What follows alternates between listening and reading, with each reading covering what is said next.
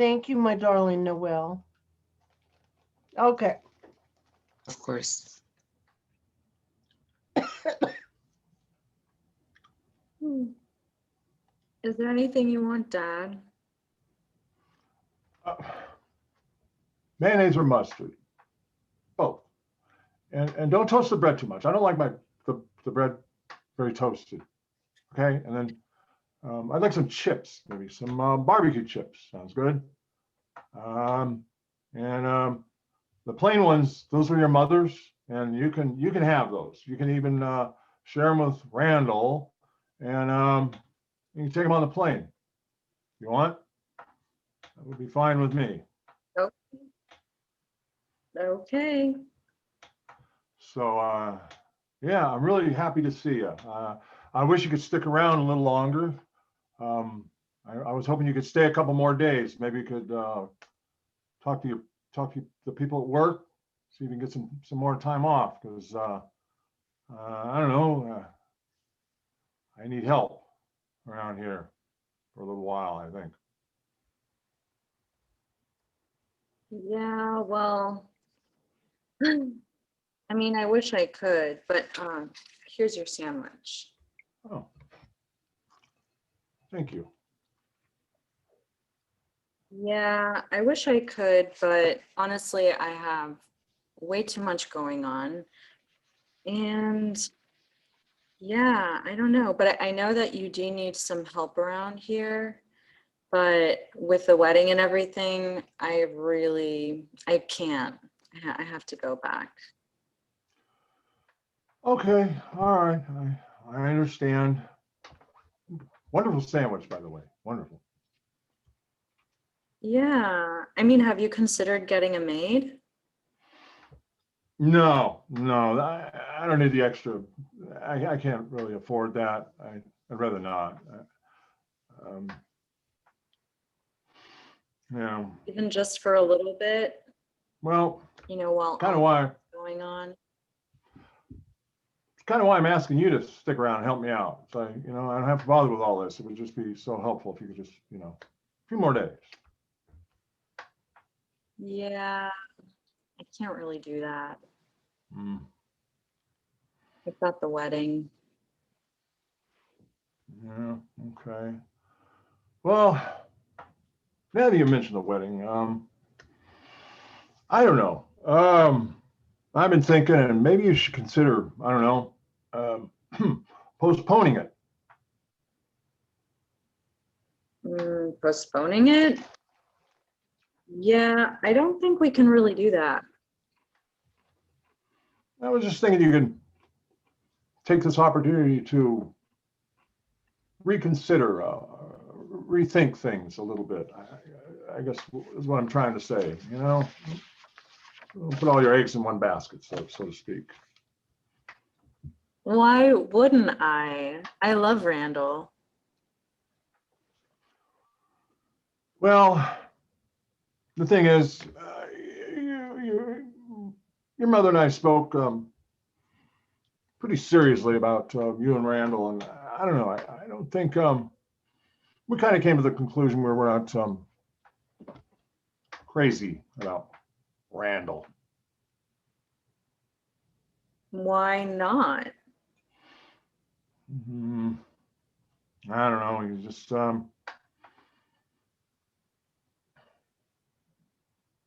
I just don't want you to have any regrets. Is all. I mean, Randall's all right, but I'm just worried. Your mother was concerned too. We're both just concerned about you, and we don't want you to have any regrets. Well, I know that when Mom was around, she helped me plan pretty much every day. We were talking on the phone. She seemed okay with it. So I don't know what you're talking about, but I'm pretty sure that Mom, she would want me to get married to Randall. Okay, all right. If you say so, you and your mother, if you say so, I guess you're right then.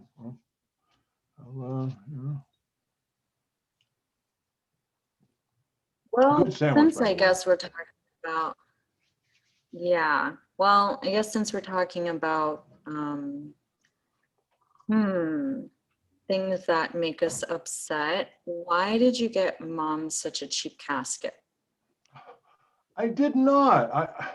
I don't know what you're talking about. I didn't get her a cheap casket. They showed me other caskets. There were much worse caskets, and they showed me those. I refused them, and I thought the casket was fine that Yeah. she got.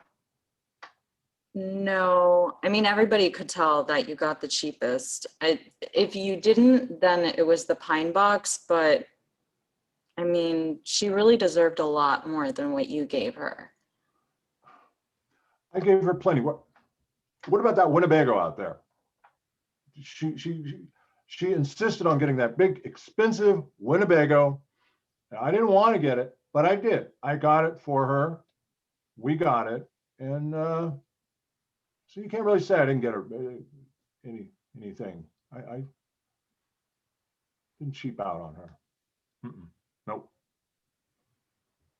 I'm pretty sure that she paid for like half of it, and she used a lot of her money from retirement.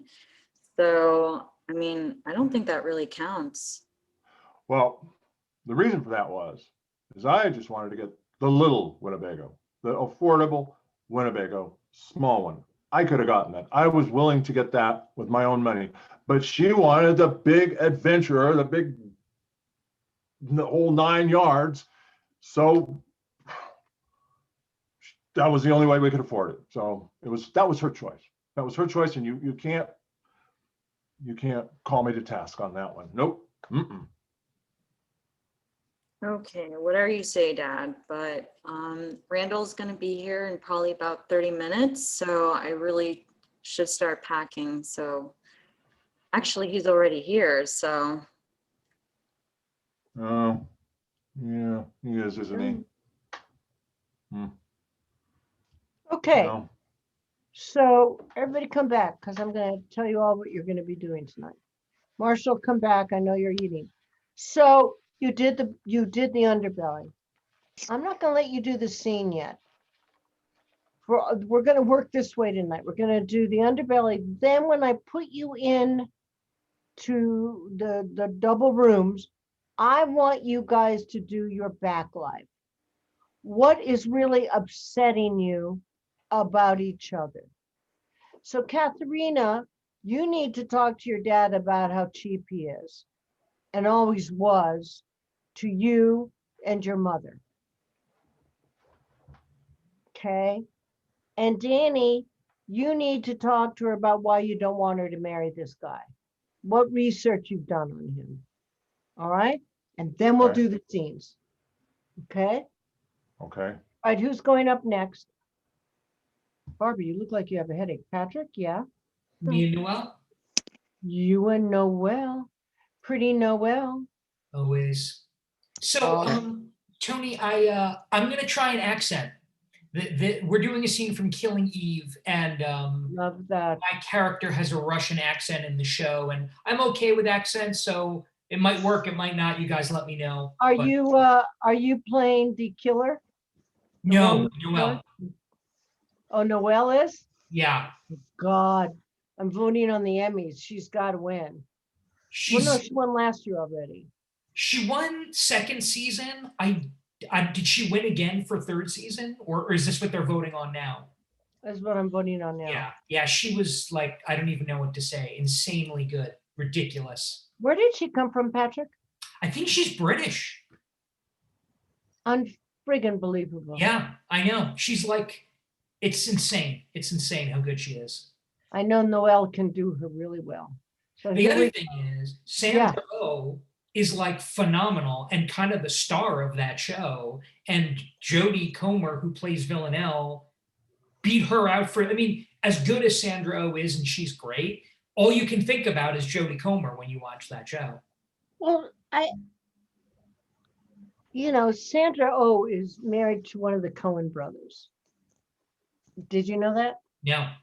Yeah, she's married to one of the Coen brothers who wrote Fargo and all those and Sliding Places or whatever that was where she played the bartender. She's very good. I don't find her exceptional, Mhm. but she's very good. Yeah. Yeah. Whereas, Yeah. whereas Jody, unbelievable. Yeah. I mean, Yeah. there's no, you can't even begin to. All right, so I'm turning off my video. So we're gonna This do is- the underbelly, right, Tony? Yes, go Okay. ahead. Yeah, so just making sure we do the exact scene, but just different words. No, you can do whatever you think this scene is about, Oh, okay. Yeah. through your own interpretation. It makes the words come easier. It gives you second thoughts. You think of other things. Then when you go into the rooms, you're all going to do back life with each other. What has brought the two of you together? Why are you here? What is this about? Okay? Okay. Okay. Oops. Oh, sorry.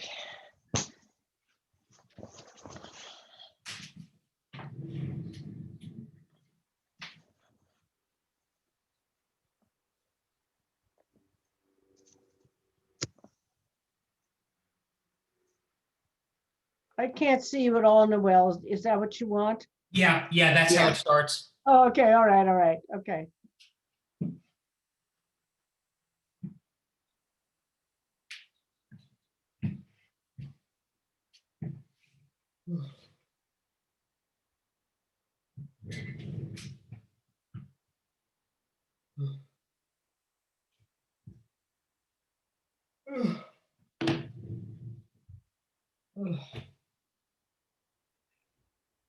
Oh, God.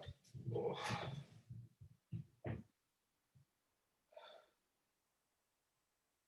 Boo!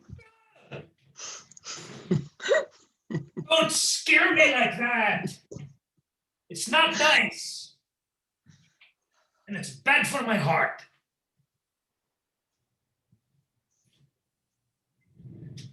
Oh, I need to sleep. You're not even asking why I'm here in your apartment? Not really, no. I have no time for games. I have to find 6 million euros tomorrow. 6, what? You know you don't even have this money. You don't even have anything. What is this idea? Thanks for your support, okay? You know, I have to do it. They're going to kill me if I don't do it. So I'll figure it out. It's impossible. I mean, look, whatever. Not even listening. Hey.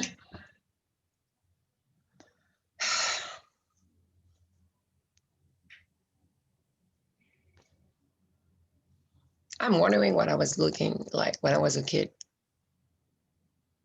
Was I cute? I don't know. Did people love me?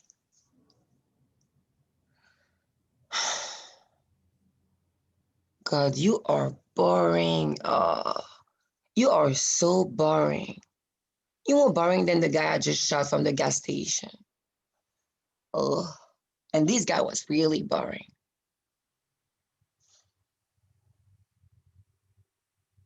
Hey, wiki, wake up, Constantinis. Fine, I think you were ugly as hell, okay? When you were a kid. Okay. I'm not even gonna get mad because I know that's what you're waiting. It's okay. It's true. I've seen a picture of you. You had the big nose and a big head. You were very ugly. Okay, well, if you saw a picture, then you know my family. I don't remember where I saw it. Someone showed it to me. It was a long time ago. Okay. Okay, but I really want to find them.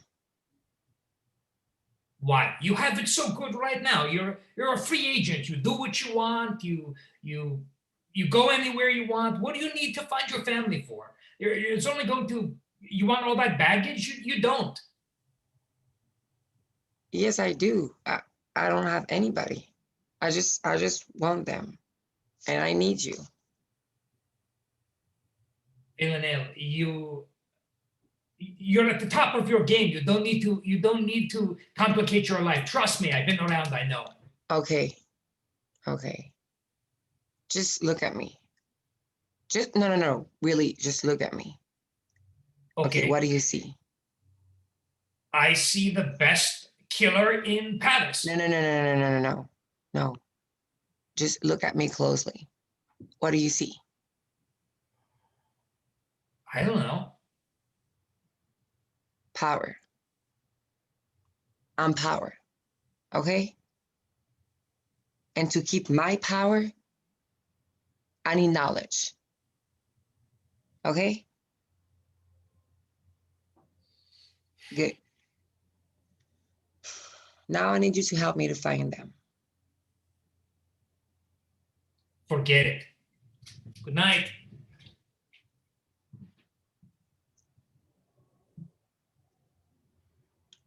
Good. Really good, you guys. Yeah, play with that accent even more, Patrick. It's good. Uh-huh.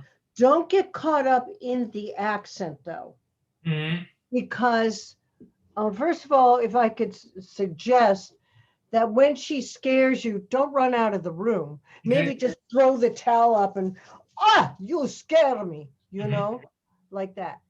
There's really one moment that's very important, and I know you were improvising it, but when you do it, I think it's very important. I saw a picture of you when you were a child. You were ugly. You're giving away a huge secret that you did know her and you did know her family. So when you do that in the scene, you got to cover that big time. If you blurt it out, then you realize you fucked up, you know? And you, Noelle, are smart enough to know he knows more and that he's lying to you, you know? So you're going to get it out of him. This is, I think, isn't you're her handler, and yet it's complex because you also are doing other things. And it's complex for you because I think at the beginning of this whole thing, you think of him as a father figure in a way. You know, you can love him and cuddle him and, you know, he protects you. So it's very surprising towards the end of what happens. So when you're in there doing your before life, and I want you to talk about what you mean to each other. Because how old were you when you started to be trained as an assassin, Noelle? 6 years old. Did you know your family then, or were you taken away from your family? I was taken away. Yeah. So, you know, you have this thing for Eve that you just don't understand. And Eve begins to have a thing for you that she doesn't understand. And Patrick, you know how to handle her as long as she doesn't get emotional. So this needs to be really dealt into with your back life talking to each other.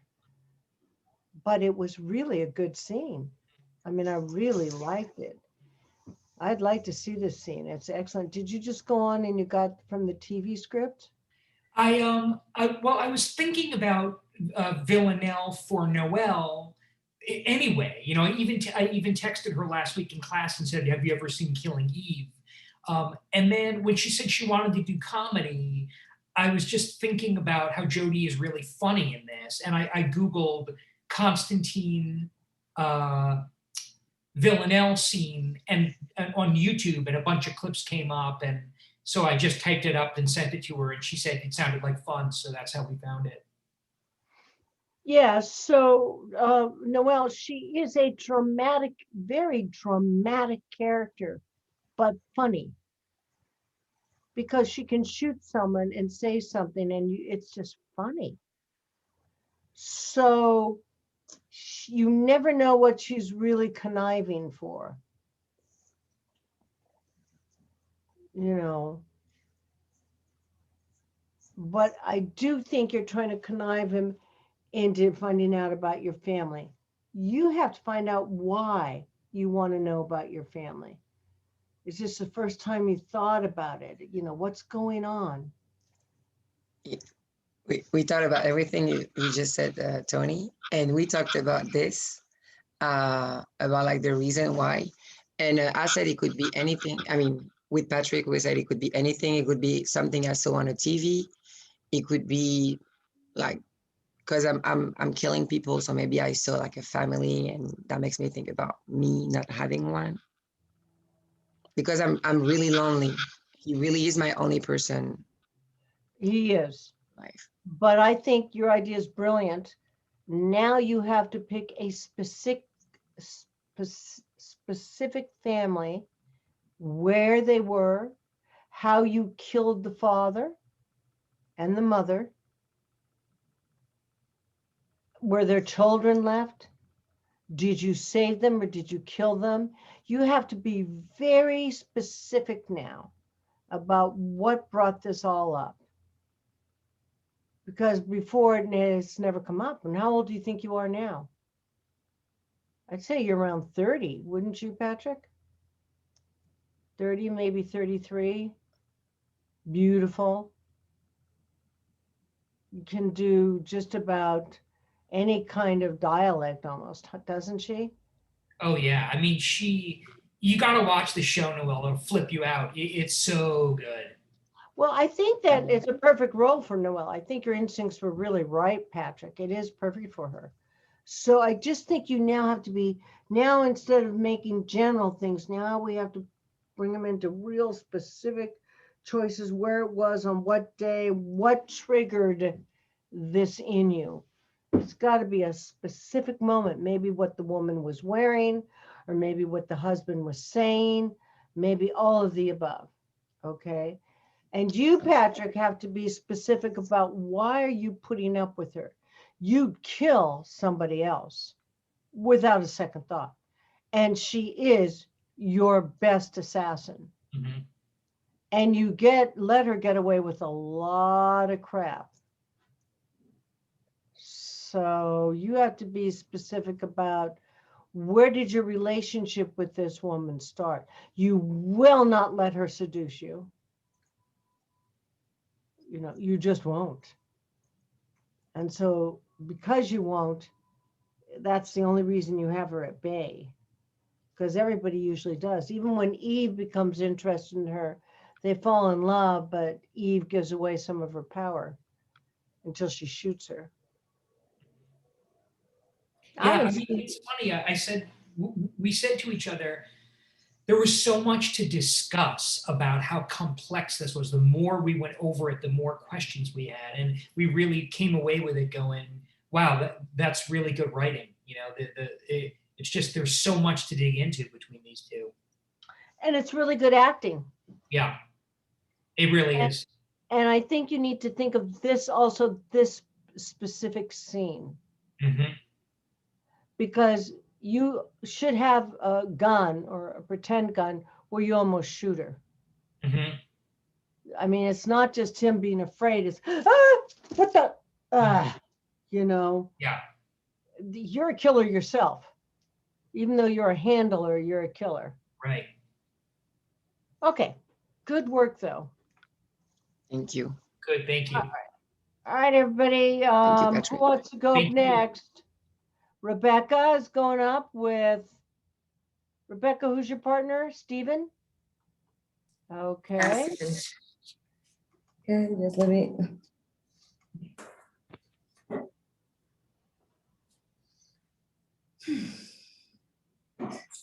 Well, tonight was lovely. Thank you so much.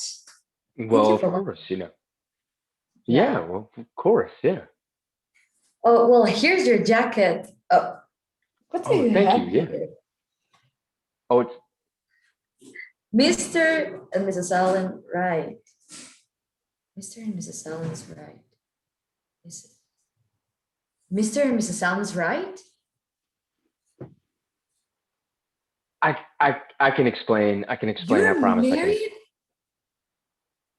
Technically, yes, but it's not. It's really not that. You were going to tell me about this? Yeah, I mean, I was gonna tell you No. sooner rather than later. We were just so happy. I didn't want to. I didn't want to rock the boat. I didn't want to mess anything up. All this time, you were with your wife living. Oh my God, where do you live? I don't really think that's a big Tell deal right me, now. tell me, where do you live? I just around the corner. I live like No, right around the corner. exactly, where is? I live on Byron Avenue, around the corner. Byron Ave. So that's why we kept like bumping into each other. Oh my God. But Yeah. like, what's the number of the house you live? All right. It really doesn't matter what number No. the house is. Tell me the number. 17. I thought this was a joke.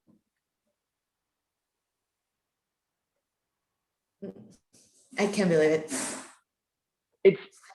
Listen, I tried to be with you as long as like any spare time I had, I took out and I would Wait, hang out with you. are you saying spare time? Spare time, are you saying? Oh my God. Am I a joke to you?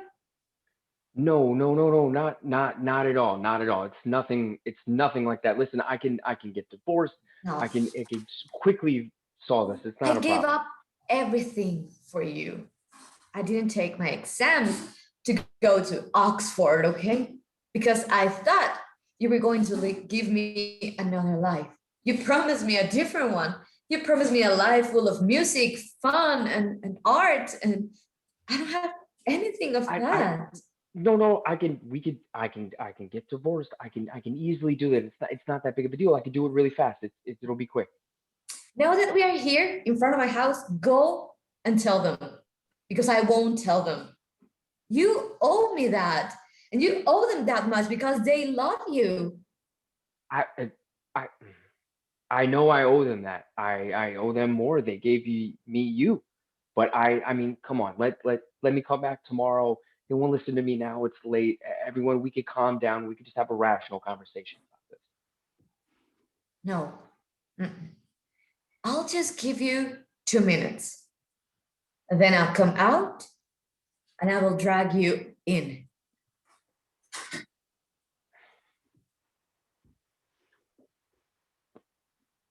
Cool. So what is this? Which one is this? This is really interesting what you This did. is from an education. Oh, for Rita? Rebecca, what's the name of your character? Jenny. It's Jenny. Jenny. And Mhm. so what's the story on this between the two of you? Oh, did you? I'm just like, I don't know, you want me to tell her? Yeah. So like the Rebecca's character Jenny is in like in school, is in high school. A much older gentleman who has kind of swept her off her feet and like swept her parents off her feet, and got her kind of caught up in all of this. And then she finds out that I'm married, and yeah, everything kind of comes undone then. Yeah, and the whole thing is like, Right. he proposed to me before. So Right, and your parents didn't want you to go out with him, but then he charmed them and they fell in love with him. yeah, But are you married? Are you in love with who you're married with, Stephen, or No, no? I don't.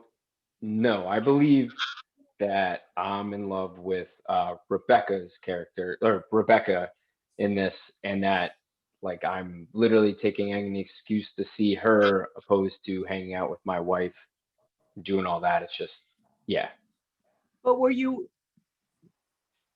I remember this movie, but I can't remember Do you end up staying with your wife or do you end up going with her? Because you are much older. Yeah, I'm much older. Yeah, at the end, I think he stays with his wife. Mhm. Yeah, I think so too. I Yeah. think he's a bit of a con man. Aren't you a bit of a con man, Stephen? Yeah, I'm like a silver tongue kind of charmer Yeah, who just kind of yeah, comes in and out of people's lives. Yeah. right, right. Okay.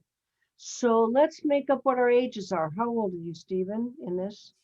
I would say I'm 45. Well, let's closer to your age range, make it. 40. Okay.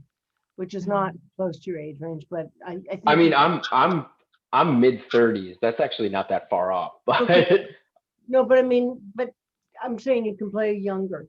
So all that's, right. Yeah, I mean, I would say, all right, then probably like 30.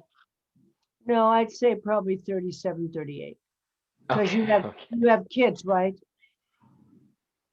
Yeah, he has two Yeah. kids. Yes, I do. Yeah. Okay. So that's perfect. So you probably married your high school sweetheart or Hmm. something. Rebecca, how old are you? Like 19, 20? I'm 17. Oh my God, now I do remember. Yes. Mm-hmm. Yeah. And you talk your parents into falling in love with him, don't you? Yeah. Yeah, I mean, he comes to the house, falls in love with the father, you bring them gifts, you've got money. Yeah. You got money. Um, is this takes place in a restaurant? No, this takes place in the car. Okay, and you're wearing his coat because you were Mhm. cold. Was there any kissing done in this or any intimacies? Haven't you already You mean got her between? parents' approval? Yeah, her Yeah. parents like absolutely love me or head Love over you. heels. So I yeah. know. They were Yeah, so, and I think there's intimacy because when I read like the Wikipedia thing, I lost my virginity with him. um, Mhm. yeah, you're like the virginity collector.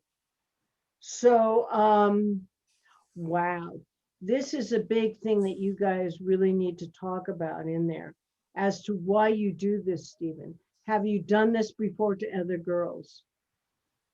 Yeah. You have. So this is a game for you. Yeah. And her being 17, even though her parents gave you permission, isn't it still against the law? Does this take Yes. place in another era? Like in the Yeah, I'm pretty 60s? sure this is like it's in London and it's in the I would say like in the 60s, maybe 70s. Yeah, that's what I just said, the 60s. Yeah. Yeah. Ooh. All right. So Rebecca, he has probably promised you marriage, hasn't he? Yeah. And the minute your parents find out, this is going to be hell for you. Because you really love your parents and you know, you went through it all formally with them and you really believed him. So you guys have to talk, Stephen, you have to talk about why you need a woman's virginity and what it means to have this young girl and what attracted you to her and how you loved seeing her parents. And Rebecca, you have to figure out how you met him because there is a thing that you say, oh, that's how come we met so easily. He lives on your street, which is even worse. Ay, ay, ay. Wow. Interesting. Yeah. Did this improv help you at all? Find anything? Yeah. Probably like some attitudes, like when I am answering to him.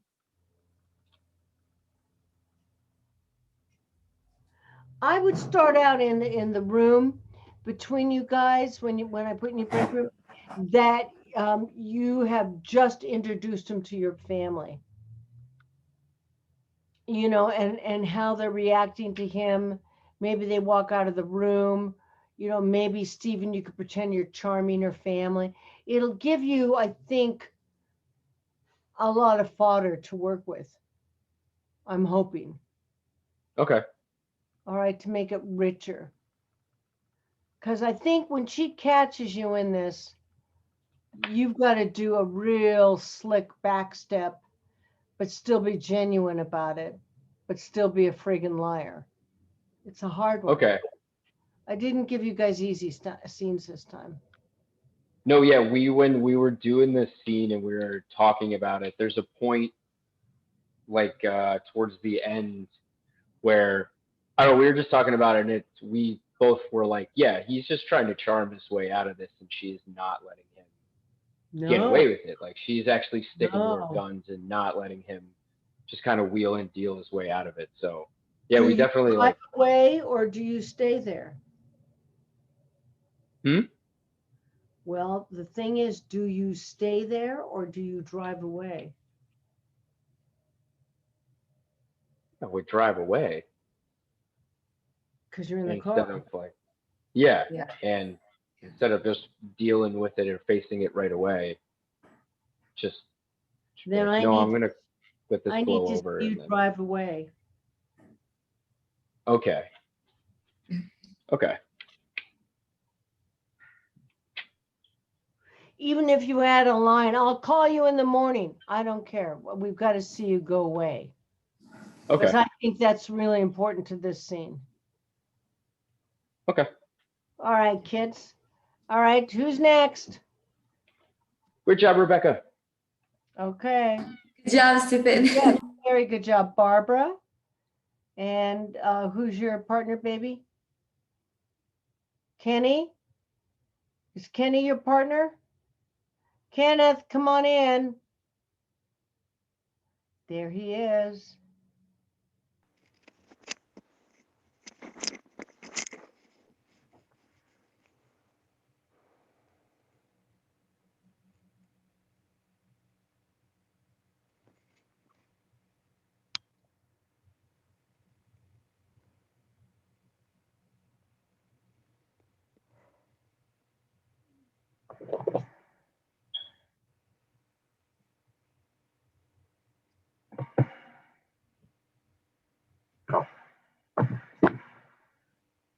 Hey, there you are. So, how do you feel today? Very good. Oh, so, any plans for today? Any plans? Yeah, any plans? You want to go out or some, just get in the sun or enjoy the day. Excuse me? It's not good for you to lie here. Do you see the cast? Uh, Do you see yeah, the nothing. See, you don't feel anything. ow? Come on, that's nothing. Yeah, let's get out. No, I'm not going anywhere. I'm not going anywhere. Okay, we can stay here. Yeah, we can for sure stay here. Let's see. So, did you eat already? Did I Huh? your supper? Did you eat? No, I'm not hungry. Not hungry. Come on. You've been lying here for the whole day. Let's see. I brought you something. It's very good bread. Yeah, I don't want any bread. I'm already getting fat. Come on, you need the nutrition. If you're recovering, yeah. Let's see. Come on. This everybody asking about you, by the way. So Yeah, who's asking about me? Are you kidding me? everyone, like our downstairs neighbor, Mrs. Lewinsky. You mean the one who hasn't talked for like 5 years? Yeah, that's the one. Yeah, I kind of used to it. I wasn't aware that it's been 5 years, but she's really curious about you. Oh yeah, what'd she say? she said, I'm so glad that woman's gone. She said bad news. That's not funny. That's pretty funny. No, Anyways, it's not funny. to me it's funny. Come on. Mm. You know what your problem is? You're too serious about life. That's not good for you. Anyways, yeah, have some bread. This is perfect. I I have this. I don't want bread. You don't want bread? Okay, No. Oh, I'll have some. Yeah, I'll have some. I don't want it. Just open the bread for me. I'll eat it.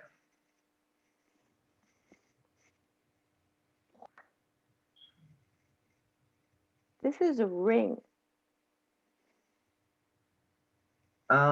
Yes, I can tell. Yes. You're you got to be kidding me. You're not proposing to me. Um, what's wrong with proposing to you here? But right here in the Yeah, loony bin. it's okay. I'm proposing you. I'm proposing to you right now, and you happen to be here. But a moment should not be affected by the location we're in. Ah, it's going to be a great story. How did he propose? Well, I was in the mental hospital and he came in. Oh man, what a great story. It's not bad. It's a great story to tell, of course. I don't need any more stories. I have enough stories. Thank you very much. Uh, come on. What And is what is that? champagne. Are you kidding me? God, Well, it goes quite differently than I planned. I have this very romantic, very movie in my head about proposing to you here, and with romantic champagne and the rings, and I'm an alcoholic. I'm a drug addict. I don't want champagne. I don't want you to don't be want proposed. champagne. Ah, No, I don't want to be proposed to in a hospital bed. Thank you very much. well, come on. Okay, I know what you need. You need to get out of here. This place is depressing. You should not stay here any more second. Let's just go out. Jasper, get a grip, honey. Please. You got to realize what is reality here. I, The I mean, reality. I'm not normal. I'm just not a normal woman that you should propose to right now. I'm No not. one is normal. Everybody is crazy. Life is suffering. Okay. At the end of the day, we're going to realize we're all crazy and we all just try to survive. Somebody will do it a different way. Somebody will do drugs. And what else did you do? I don't remember. And I don't even care. Life is too short. Jasper, I am really, really messed up. Maybe I do like messed up people.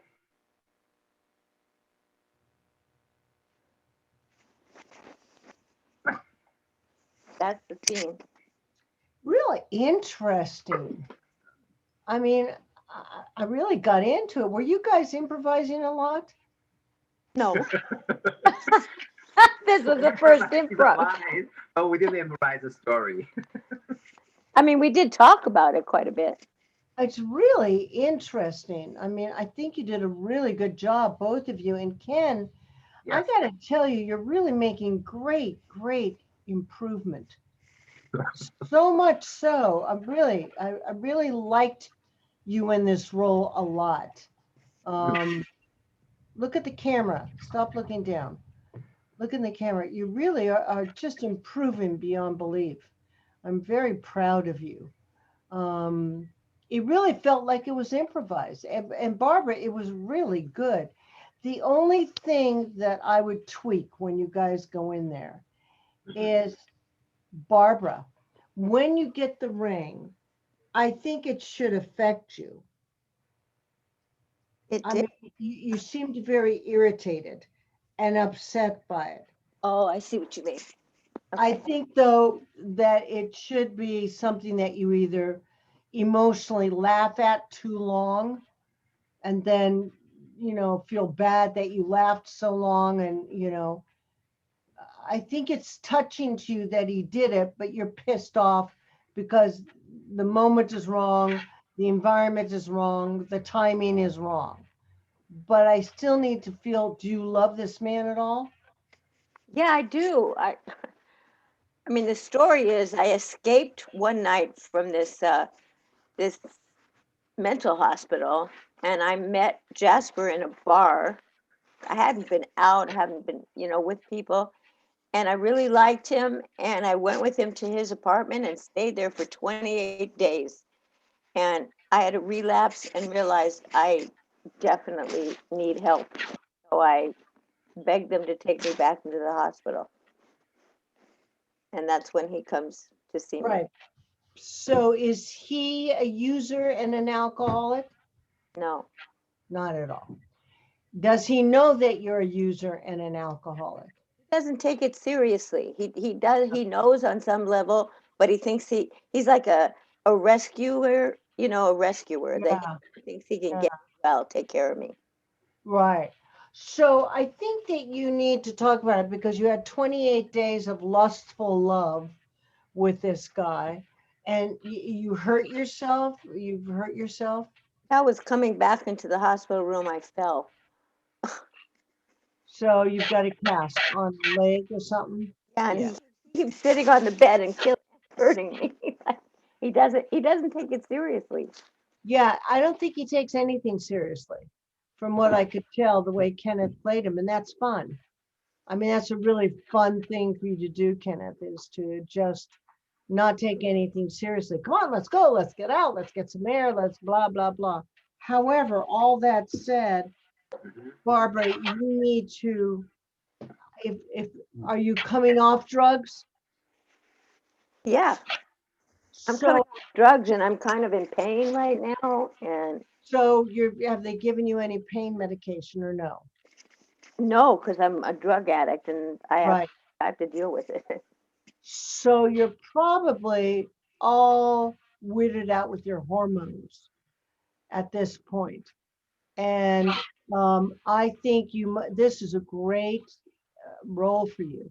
I think maybe she cries, maybe she laughs, she's in pain, she's touched by what he's done, she's pissed about the fact that it's here in the hospital and doesn't he get it?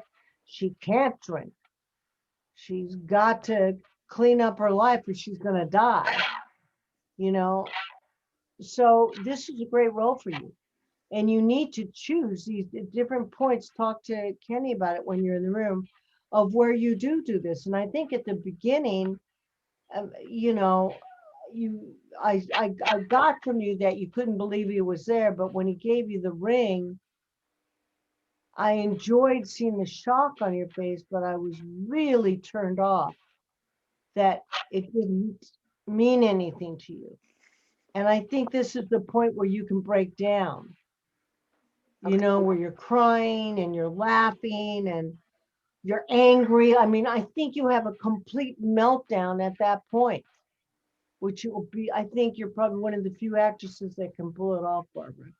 Thank So you. play it. Yeah, no, I think you can. I know you can. So take your time with it. I mean, it's just like, hold the ring.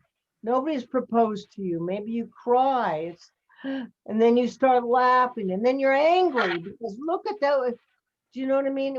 I need to see you go all through these changes that a dope addict would do. And even when he brings out the champagne where you hysterically laugh and then get angry because you can't drink.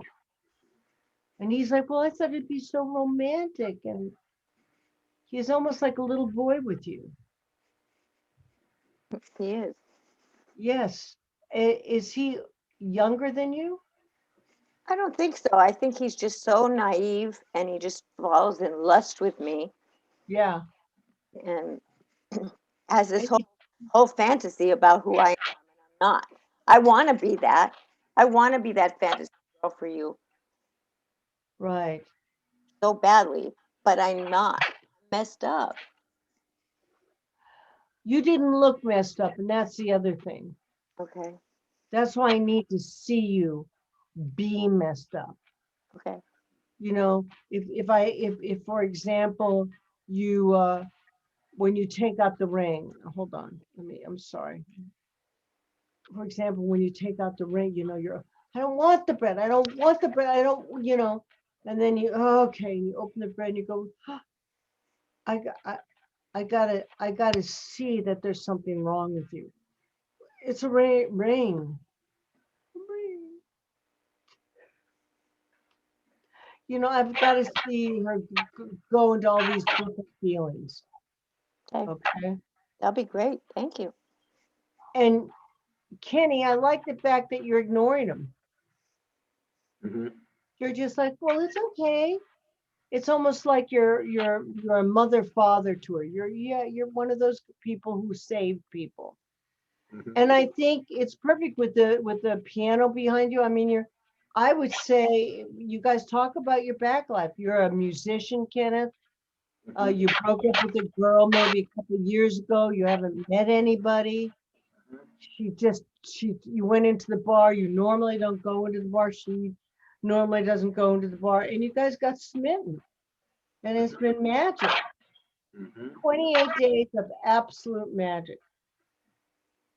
And now reality is setting in. So talk about the after moment too, you guys. Talk about what happened in those 28 days and talk about what's going on afterwards. And what brought you here, Barbara?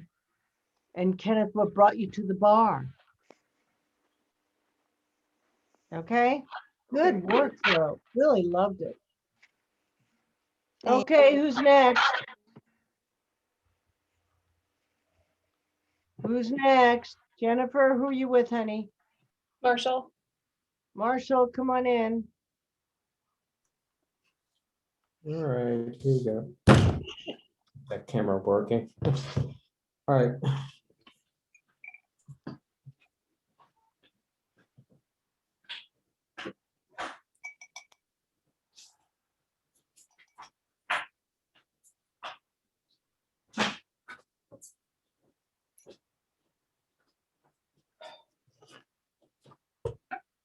Hey, Sarah. Hi, Makeup. Oh, it's quite a flight, but still made it despite the storm. I made you some tea. Oh, great. There's much on it. So, Oh, that's good, yeah. how was Atlanta? Oh, it was just, it's Atlanta. What else, can expect, just beach this, beach that, what can I say? Right. It's just Atlanta. Yeah. You okay, honey?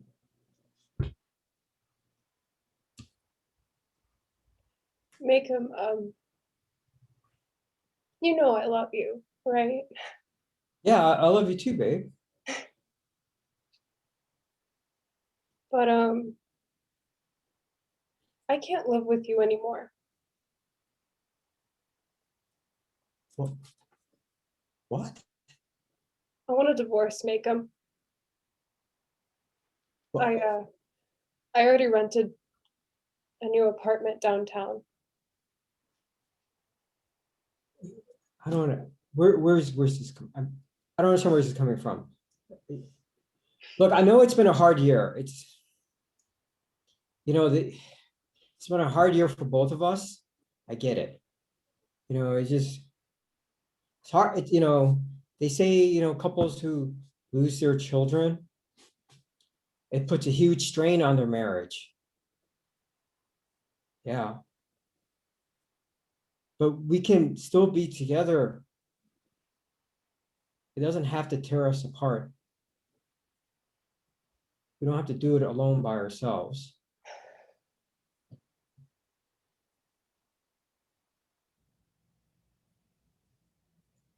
I was thinking, or I have been thinking, Sarah, that what if we tried having another baby? What? Yeah, I mean, It- just, yeah, I'm not saying we, you know, No, yeah, no. I'm sorry. We're not doing that, Macon. That'll never work. You and I both know that. yeah, it's a foolish idea. I just don't want us to lose hope that we can still start over. I mean, Macon, maybe in another year or so, we can try again. Macon, stop. Just stop, please. Ever since Ethan died, I mean, I've had to admit to myself that people are evil, Macon. They're evil. They're so evil. I mean, they take our boy, our little 12-year-old boy, and they shoot him through the skull for no reason. And there have been times where I'm not even sure I can do this anymore, Macon. I don't know if I want to.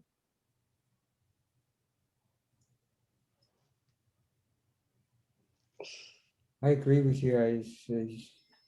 People can be. I feel very the bitterness over that.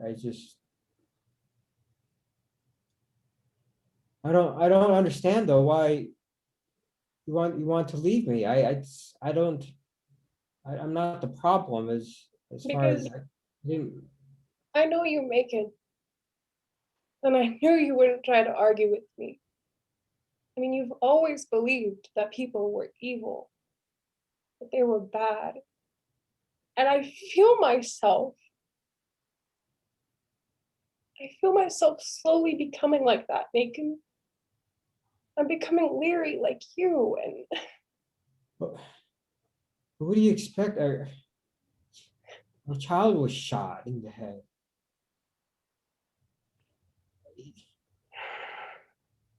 It's hard to come out of that feeling clean and pure. is it really? I mean, Macon, I know you Well, loved I mean, I know you loved him. Okay, and I know you mourn him.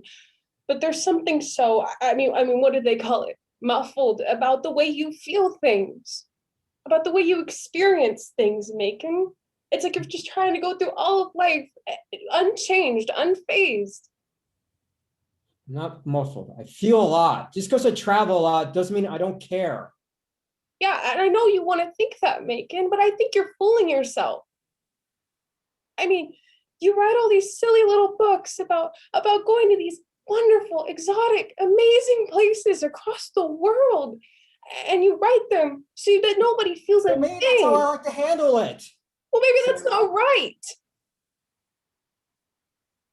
That's not right, Megan. It's not just a logo or a brand for you anymore. It's you. It's Well, not at least fair. I want to try to make it work, and you're just going to give up. I'm not giving up.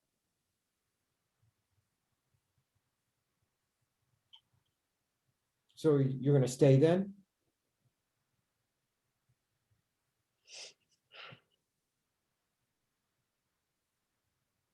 When Ethan was in this house with us, Megan, we were okay. If there was ever anything that happened between us, it was all right. We had Ethan in common. But when he died, Megan, I needed you.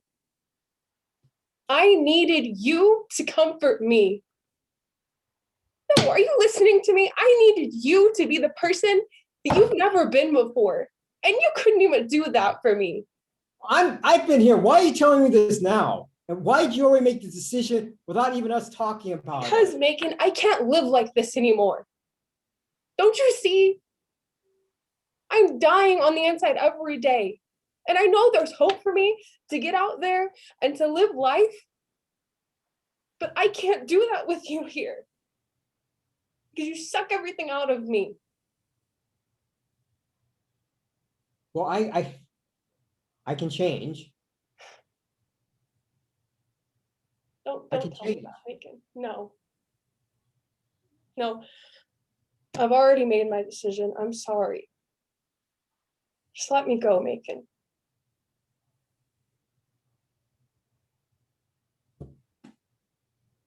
What am I gonna do? You already made your decision. Get your bags packed probably and stuff. I'm sorry it had to be this way.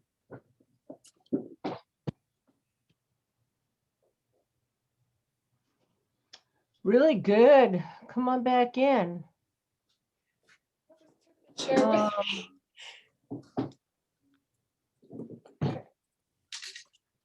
Interesting to see you both do drama like that. Really nicely done. So have you been around very much, Marshall? Or are you, like she said, always on the road writing about places to go visit and see? Yeah, I haven't been around very much because being at home reminds me that Ethan's no longer there. Right, but I mean, you were gone even when Ethan was there, weren't you? I think perhaps, but I think maybe the intention behind now it's different. Do you see what I'm saying? Yeah, but to help her out, from what I could get from what she was saying, is that at least when you were gone, she had Ethan, and then when you were home, you both had Ethan, but now there's nothing. I mean, it makes more sense because otherwise she's just rejecting you, and that's not right. Because I don't get that she's blaming you at all for his death. What she's saying is that you just haven't been around, and now with him not being around, you know what I'm saying? I think it's going to give you both a little bit more of depth to go back into your back life with, which is like your job is you create these wonderful stories about these magical places to visit. And now that Ethan's died, you're really gone and doing it. Mhm. But now you've come home to be with her, and writing them from home is what I would choose. Okay. And it's too late. She's just gone. I mean, this happens to a lot of couples. A lot of couples get married for the wrong reason. It's to have children, biologically, to, bring birth into the world. But then when the children leave or a child dies, they no longer have that common ground to communicate with. And I think I need to see more from you, Marshall, of being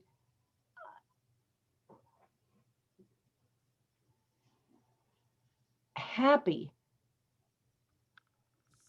in a serious way. Now, that's an odd thing. It's an oxymoron for me to have said to you, but it's kind of like you're the guy who you even said in one point, but that's what I do. That is me. It's Yeah. like you love making these little fairy.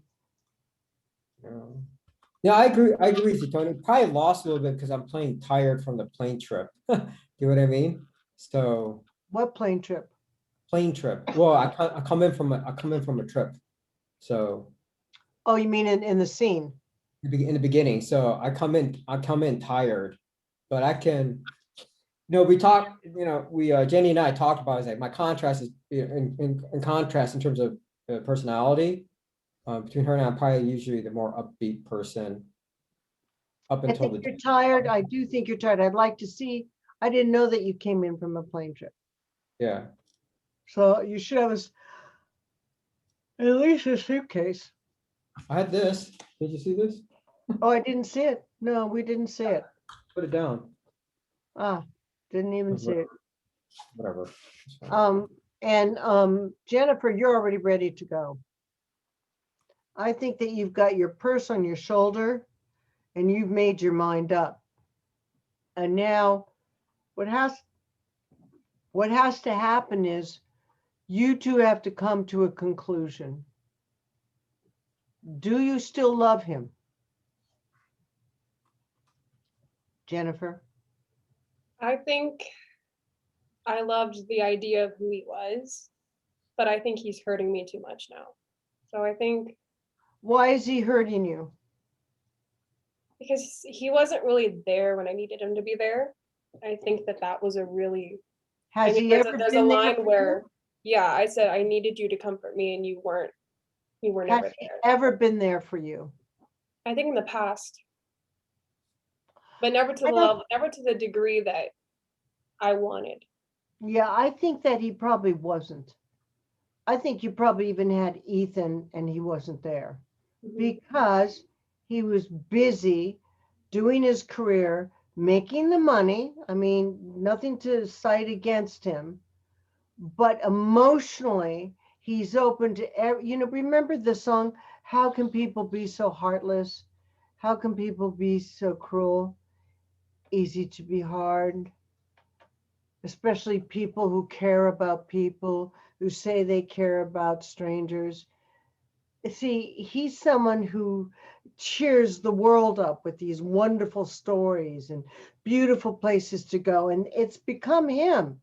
He's become a brand, but he does not know how to cheer the person he really loves up, which is you. Right. And do you still love her, Marshall? I do still love her. I think you do, yes.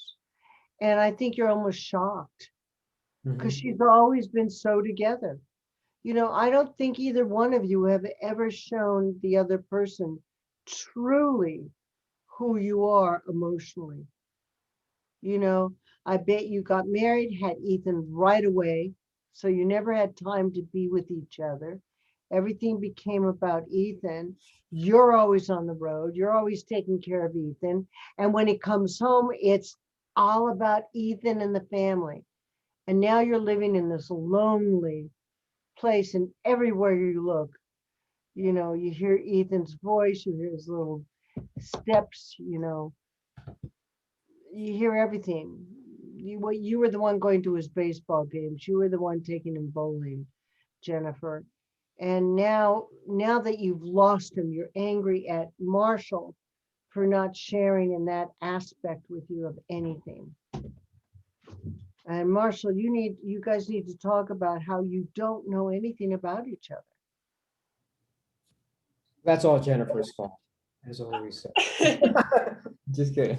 Yeah, we can talk about it. Well, it's interesting when people are on the road a lot, Marshall, like I think you said you were, flying in and out, truly is just so de-energizing, and exhausting. So really, if you walk in and take that case and just slam it down and,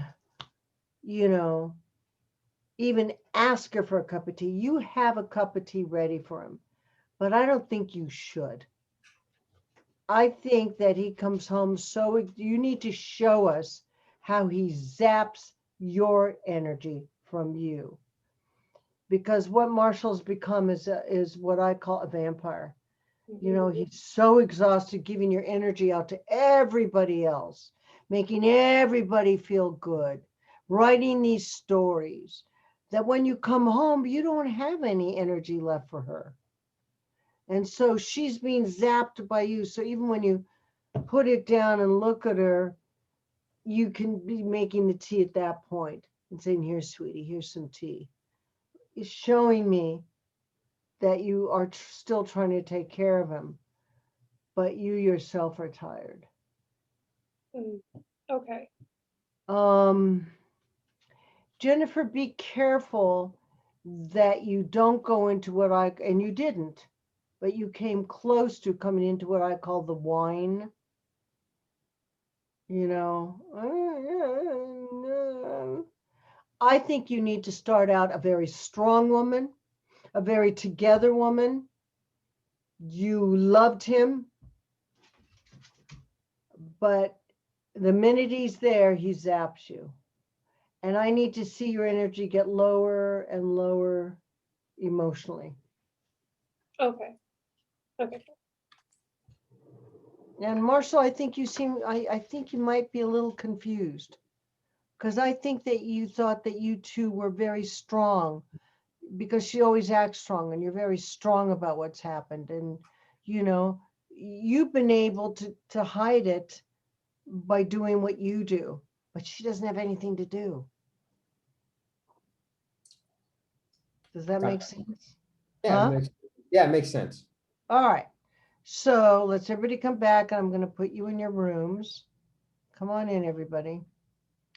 You know, it's really so lovely to see the work you guys are doing. Come in, Marshall. Don't leave. So I'm going to put you in your rooms. Does anybody want to give any feedback? Kenneth, come back. Noel, come back. Marshall, come back. Anybody want to give anybody else some feedback?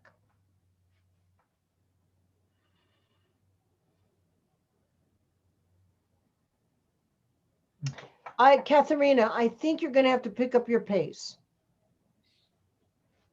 Katharina, are you there? Just pick it up a little bit. Danny, you got to be really a stubborn, cheap man. Okay. Just. Oh, bastard. No, don't judge your character. You're not a bastard, but you're someone who isn't generous with their money.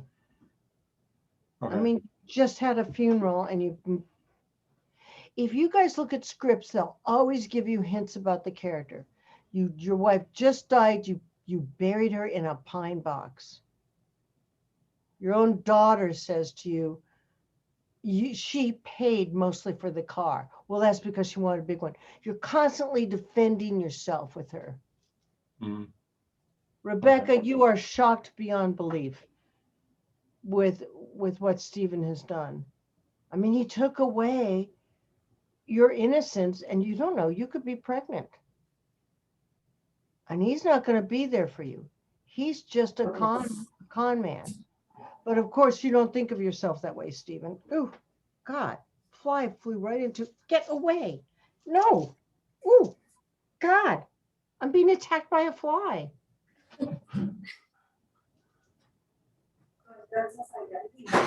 Somebody I knew in a past life.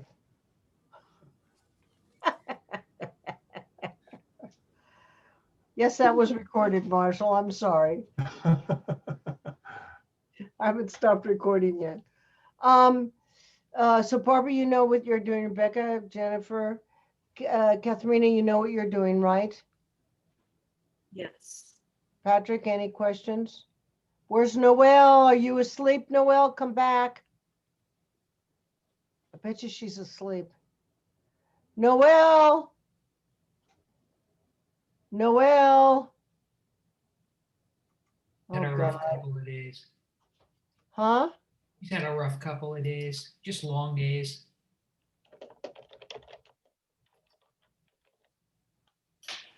Maybe if I spell her name wrong, it'll piss her off enough.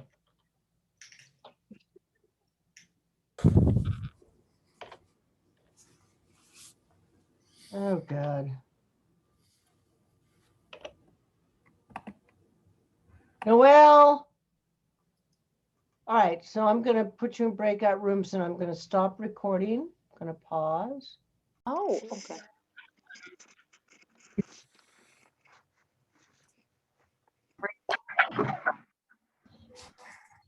All right. So did you all have enough time to discuss this? Good. Mhm. No. Yeah. All right, kids. So who would like to go first? Shall we just go in the same order or what? Did Noelle ever Sure. join you? Oh, there she is. Yeah. Thank you. Okay. Who would like to go first? It's, We can go first. we'll go. All right, Danny and how do I get their pictures bigger? I did it once before and I don't know how to do it. Anybody know how to get their pictures bigger? Don't I? I know there's something we need to do. The only thing I can think of is speaker view, but I don't know if that's what you're talking about. Now the fly is attacking you guys. This is a very upset fly. Speaker view, I see Danny, but then I don't see you. So it'll switch back and forth, but do you mean like side by side? Yeah,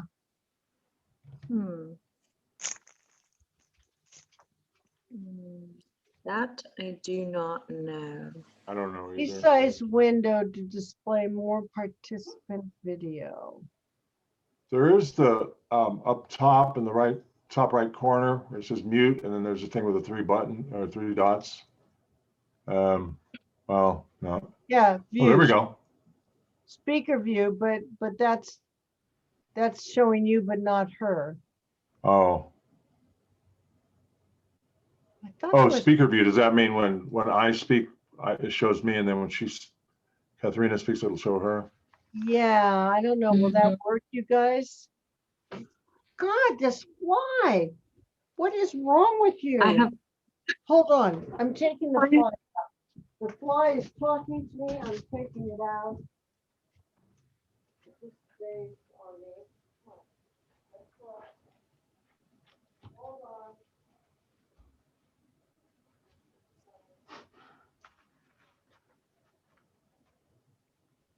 It flew away.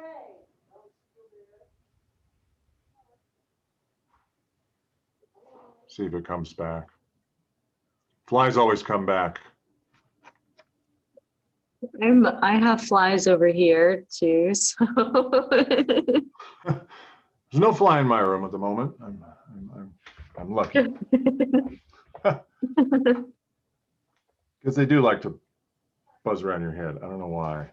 they do. They circle around and Yeah, and they I got a can whole hear them. room of stuff, you know? I don't know, maybe there's things on our skin they want to eat or something. I don't know. Wait on me, and I took the fly out. You got them out, huh?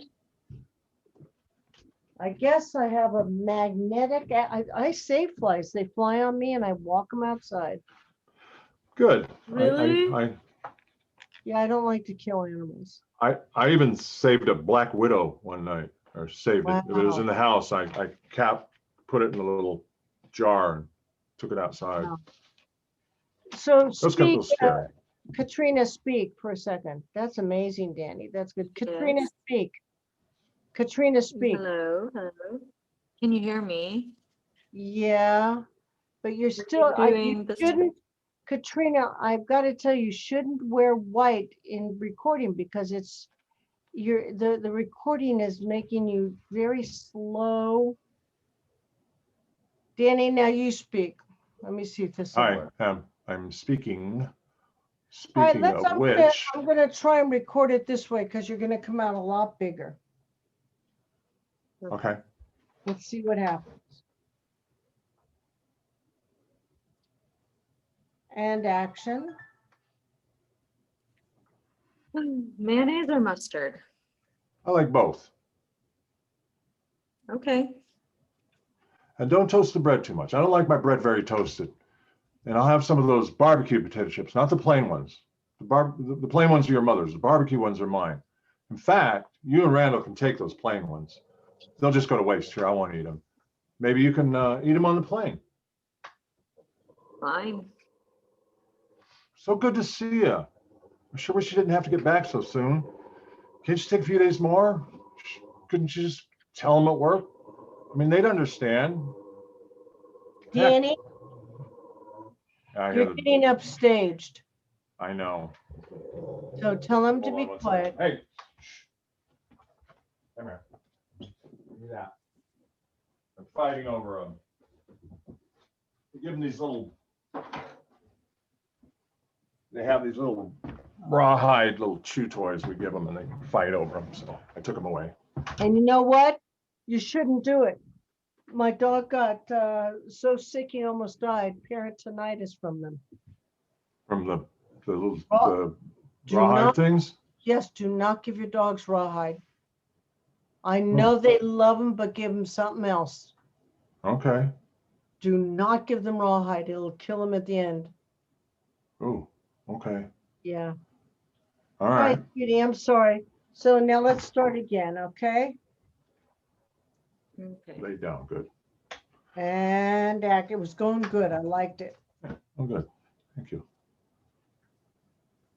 Mayonnaise or mustard? I like both.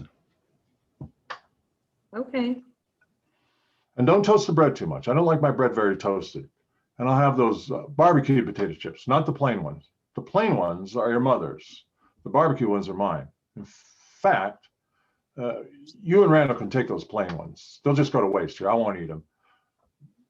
Maybe you can eat them on the plane. Fine. So good to see you. I sure wish you didn't have to get back so soon. Can't you take a few days more? Couldn't you just tell them at work? I mean, they'd understand. Heck, who's going to take care of me? Here is your sandwich. Ah, wonderful. Just wonderful. You know, Dad, you're gonna have to get used to taking care of yourself. No, I know. You might have to hire a maid. A maid. Oh, no. I'll be all right. I don't need the extra expense. At least for a few weeks while you're dealing with this. Well, that's why I'm asking you to stay and help me out. Dad, I told you. I wish I could, but I can't. I've got too much going on, and even if I could get more time off, I've got the wedding. That's a full-time job. Now that you mention it, honey, I think that you should consider postponing it. Postpone the wedding? We can't do that. It's all set. I'm just saying you might want to take this opportunity to rethink things. That's all. But everyone's invited and RSVP'd and everything. She'd understand. I mean, out of respect for your mother, she would have approved. Mom wouldn't want us to change anything. The thing is, Jeannie, your mother and I spoke a number of times very seriously about you and Randall. And what did she say? Just that she wanted you to be happy and that maybe this thing with Randall, well, she just wanted to be sure you weren't going to have any regrets. That's all. So you might want to keep your options open. But she helped us pick the date. And I was on the phone with her almost every day, planning it and ordering things. I really don't know what you are talking about, but I don't think Mom would want us to change. All right. All right.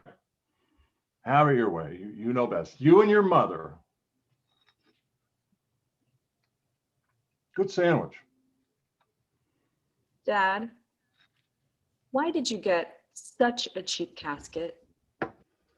What? I could tell. You got the cheapest casket. Everybody could.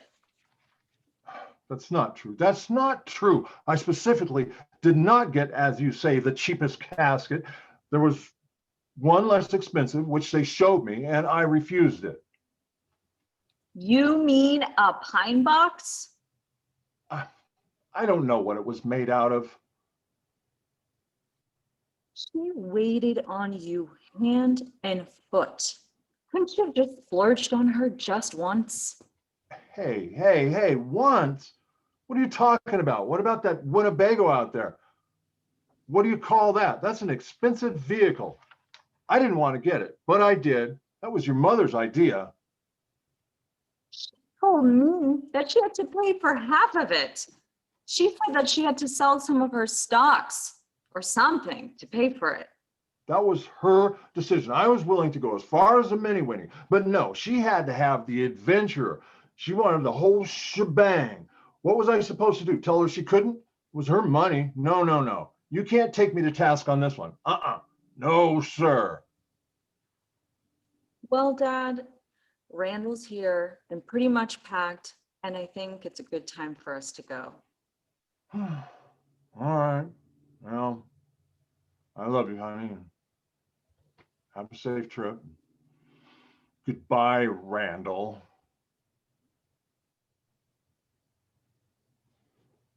Good. Good. Everybody come back. That was really good. Unfortunately, Katharina, I mean, I tried it that way. What did you guys think of the faces coming in and out like that? Did you see I it? just saw me. No, I just saw me and Katharina just side by side, Ah, and nothing changed. It just so was, nobody else saw it. What I from what did I is, saw. yeah, I just made you bigger. And so when you were talking, your voice came in. And then when she was talking, her voice came in. Anybody see that besides me? I just wanted you to be bigger for when you take a look at it on the recording. Oh, okay. So I thought you did a good job. Katharina, I don't know what is wrong with your connection, but it really blurs out. Did you guys have this problem at all when you were rehearsing? I know I've asked you before. No, I Not that I'm didn't aware really of. notice anything. Well, I don't know what's wrong then. Does I wonder- everybody else? Yeah. Katharina, do you think it's anything like more, it's like a bandwidth thing, like more people are using the internet in your area at night, and so it's slower? So what I mean, I don't know what the people in my area are doing, but I did have like my family shut off the other things that are running to try and help and see if that works.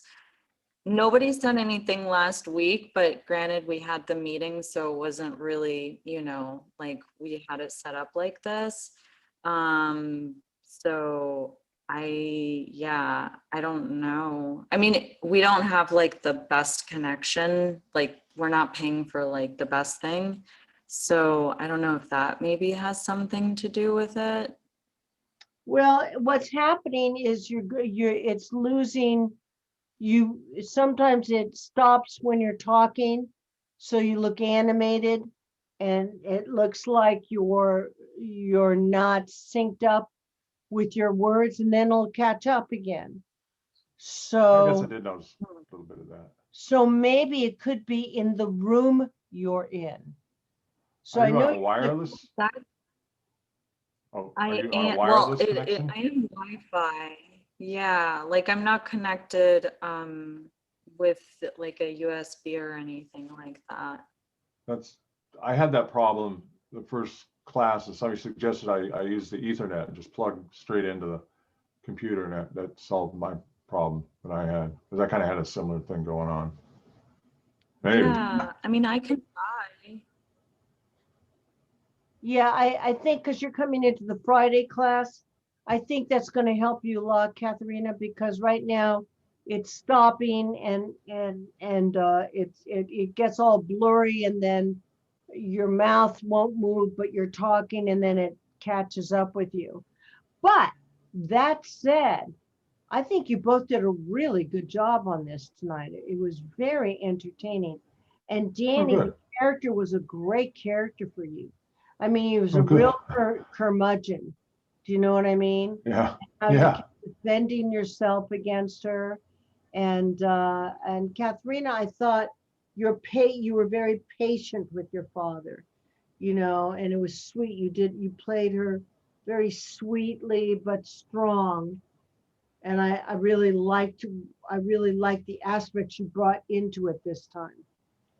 You know, um, again, I think I need to speed your speech up just a little bit.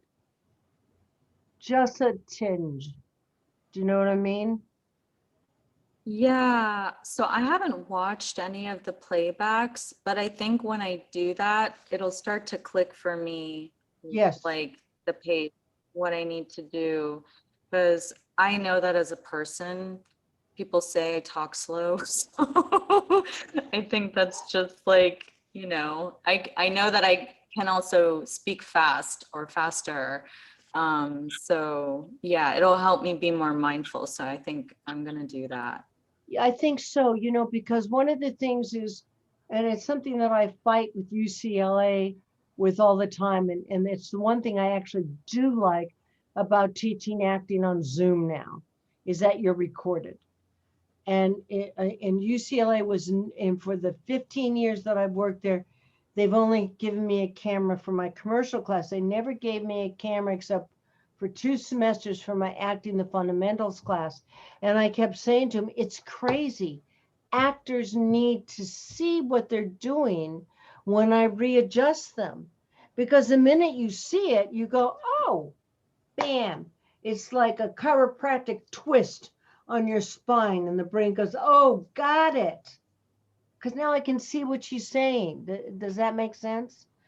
So It the only thing I does. don't like doing on Zoom is improv. That because we really need to be in a class together. But you're going to experience it on Friday nights. It still works, but I have to think of all kinds of different games.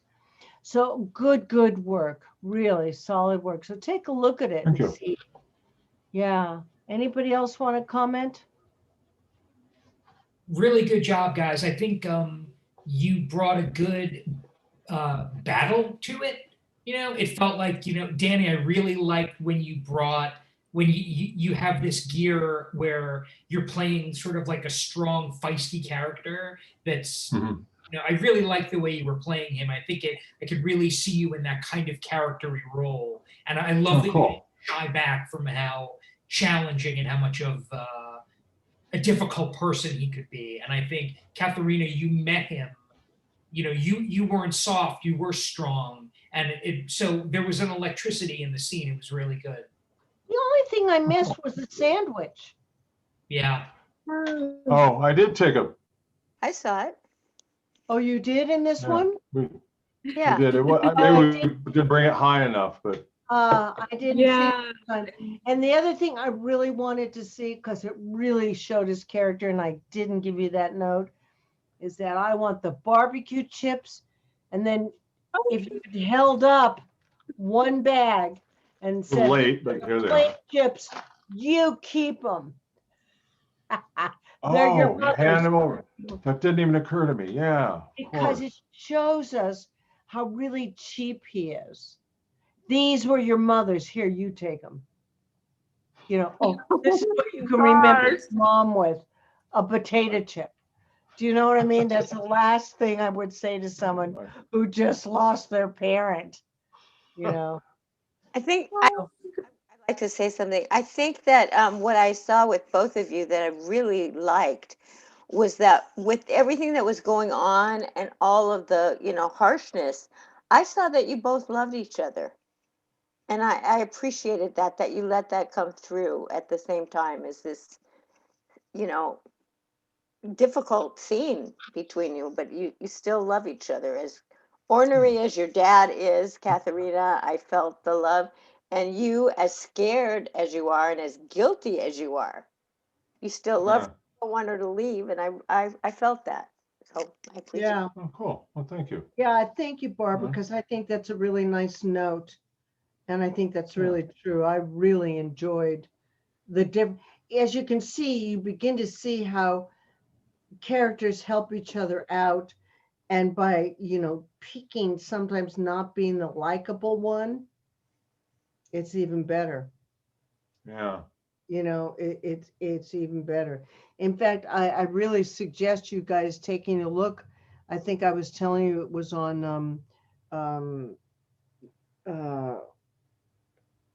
the network, Netflix. What was the name of it that has why women murder? Very good. Why The Women acting Murder? is Why Women Murder. Acting is Okay. so good. And I'm revisiting Downton Abbey. I'm going all through Downton Abbey, all the episodes. You guys, the English acting, the English actors in Downton Abbey are so fabulous. And it's on Netflix too, free. So, all right, Okay. who's next? Noelle. I knew she was going to do that because she's tired. I can tell. All right, so I'm going to change this around. Hold on, because I want you guys to see. Danny, turn off your video. Patrick, start to, just talk for a second so I see you guys come up. Hello, here we are. There you go. Perfect. More scene. Perfect. Oh, I didn't see you've got a little beard going and everything. Yeah. Oh, I like it. Look, what a different look, Patrick. It's a different look. I like Yeah. it. Very interesting on you. Yeah. Yeah, cute. All right.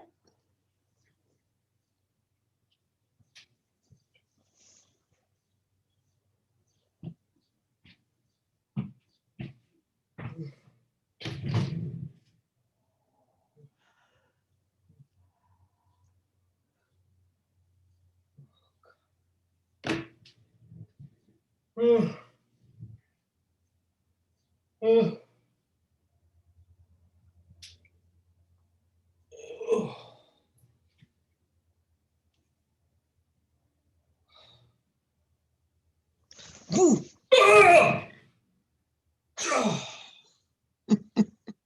Don't wait for me in the dark like that. It's not nice. It's bad for my heart.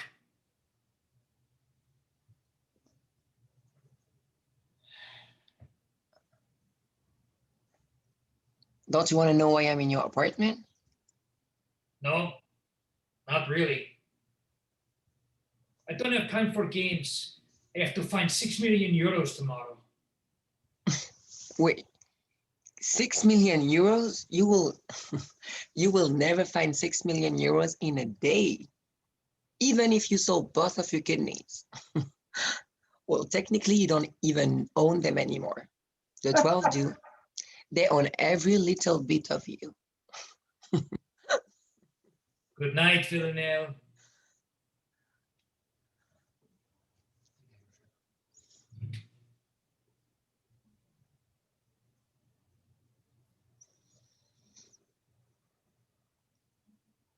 What kind of baby do you think I was? Do you think I was cute? Do you think people will smile at me with joy when they saw my little face?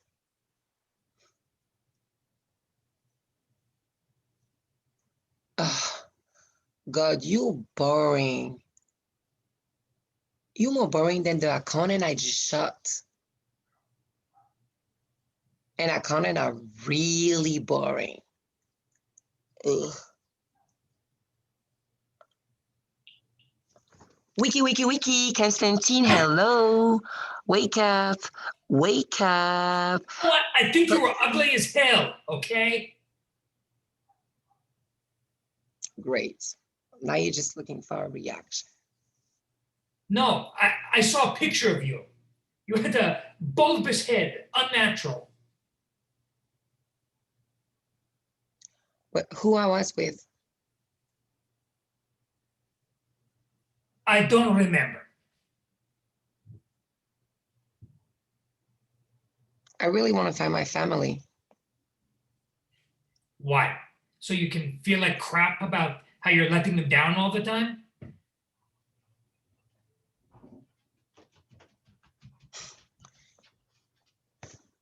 Smell me. No. Come on, just smell me. What do I smell? What am I wearing? I don't know. I'm wearing power. Okay? And to keep power, I need knowledge. So would you help me to find my family? I'm going to bed. Good night.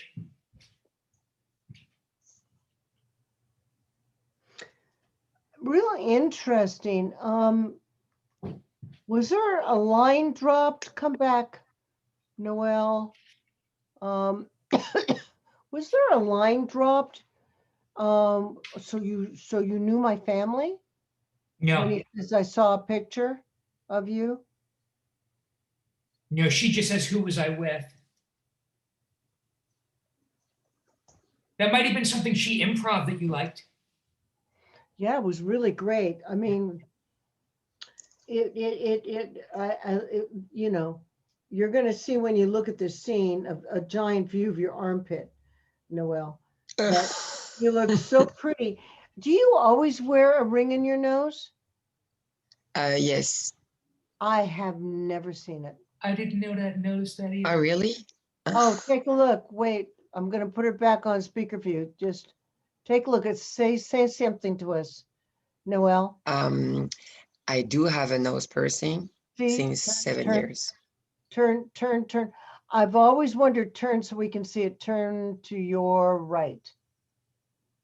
You know that way. You see it? Right there, you guys? Look straight into the camera a little bit more. Just stop there. There you go. Now turn towards camera. Turn towards camera and stop. See it? I never saw it on her. You're so pretty. Oh, Jennifer said she noticed it. God, Jennifer, wow. See? I wondered a couple of times, but anyway, Noelle, this is a beautiful scene for you. And I think that if you were going to do an audition sing, you and Patrick were very good in this. And Patrick, your accent worked really well. Mm. The only thing I would add to it is a gun, as I said before. Yeah, I tried to show that, but I didn't show it enough. No, I mean, if you really did this scene, I'd have like, you know, some. It's a kind funny of, idea. yeah, because you know, he doesn't know it's her. Right. And then, you know, he dismisses it, you know, we'll get what you know. But the only thing I wanted to see, Noelle, just for a moment, and I guess it was right after you said that, you said, smell me, right? When he says you were bulbous, and you had a big head or something like that, then you go smell me. Yeah, it's when he said like why you want to meet them so you can feel like dirt the whole time about how you're letting them down. That's when I kind of switched. So I didn't hear that line. What was the line, Patrick? So you want them to know? Why? So you can feel like dirt the whole time about how you're letting them down. Got it. And that's why you say smell me. Ah, okay. For some reason, you said it fine, Patrick. I just didn't hear dirt.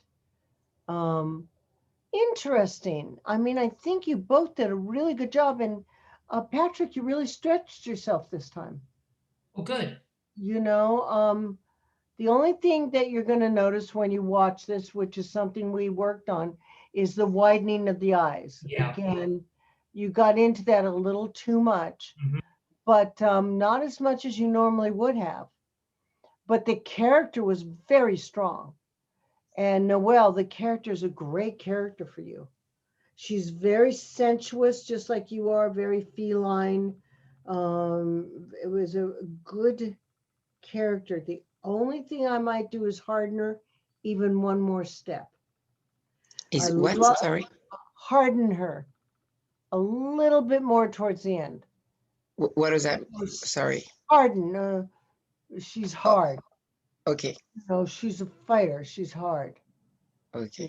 After you say this is power. Okay. That's what I want. I loved your playfulness at the beginning.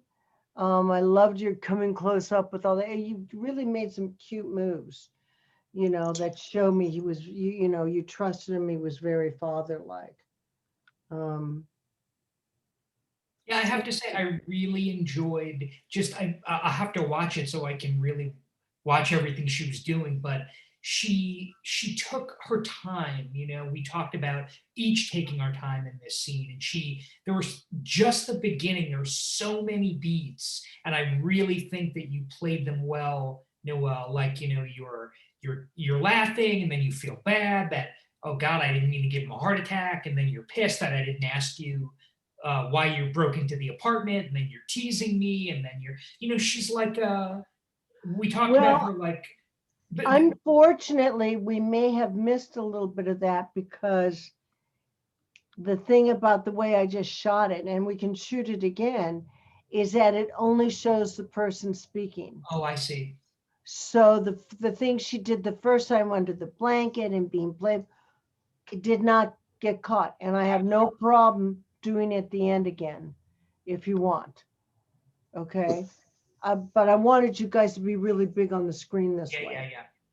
Yeah. So you're not tiny. I just wanted to say that's all because Patrick gave me great direction, even if it's not gonna show. But yeah, all of that changes. It's because he told me to do that. I just executed. Yeah, and that was the charm of this character. It's what I've always wanted to play. I've always wanted to play like the mime that kills people. Mm-hmm. You know what I mean? It's like a funny, cute little whimsical character that stabs the person. And that's what this character is. And it's a great character. I'll do it. I've always wanted to do that. Yeah. It is. That's probably why I fell in love with this character. The minute I saw, I went, oh no, that's me. I could have done her, I can do Russian accent. Yeah. Toni, you could have been her handler, Oksana. No, her name is Oksana, but the Russian woman who trained her, who's very good.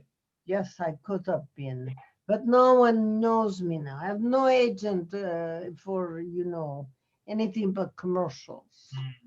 That's too bad. All right. So if you want to do it again, I will do it so you can see that cute, playful stuff. You'll see it. You'll see it when you improvise it. I recorded the improv, so you'll see it there. Do you know what I mean? Mm-hmm. Yeah. So that's recorded where you're really playful and all the movements are there. But good work, guys. I'm gonna miss you in scene class. I know. All right. Next. Thank you. Coming in. All right, who's coming in? Rebecca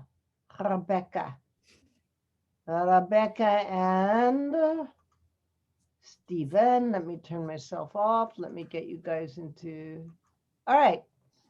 Say something so you come up. Stephen, say something. Hi. There you go. There we have you. All right. Okay. Hold on 1 second. Stephen, you might want to start out with your tie a little bit untied. Do you know what I'm saying? Yep. Like you guys have been making out or something. And the minute she finds out that you're married, that's when you can pull the tie back up. Okay. Do you know what I mean? To straighten, it gives you some activity there. Absolutely. Okay, here we go. Thank you for tonight. It was lovely. Oh, of course. So here's your jacket. Oh, thank What do you. you have here? Mr. and Mrs. Ellis Green. Mr. and Mrs. Ellis Green. Mr. and Mrs. Ellis Green? Just let me explain. You're married. Legally, yes, but What were you going to tell me? soon it just never seemed like the right time. You were just so happy and I was happy. What can I do, Minnie? What can I do? How can I? Oh, Jenny, I'm just too busy to find somewhere to live. You were around the corner living with your wife. All this time, where do you live? Jenny, What's your address? I'm just around the corner in Where? Byron Avenue. Byron Ave? It's no wonder why we kept on bumping into each other, is it? What number? There's no point. What number? 17. Good grief. It's the truth.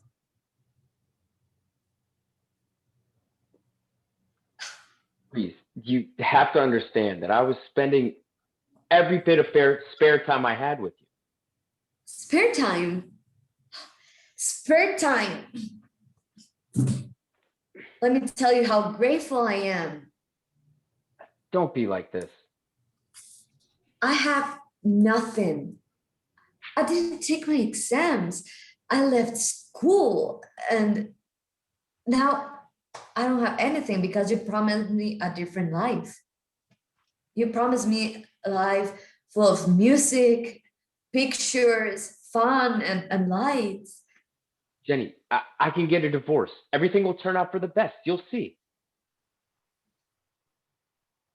Go and tell them. Go and tell them. And then go and tell your wife. I want to be there and watch you. They'll not listen now, all right? Let me come by tomorrow when everyone's feeling just a little bit more calm.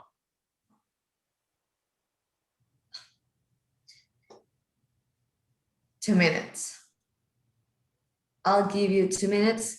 Then I'm going out and heading you in. I'll call you in the morning. Good. Everybody come back. Everybody come on back. Ow. Just a little, what happened?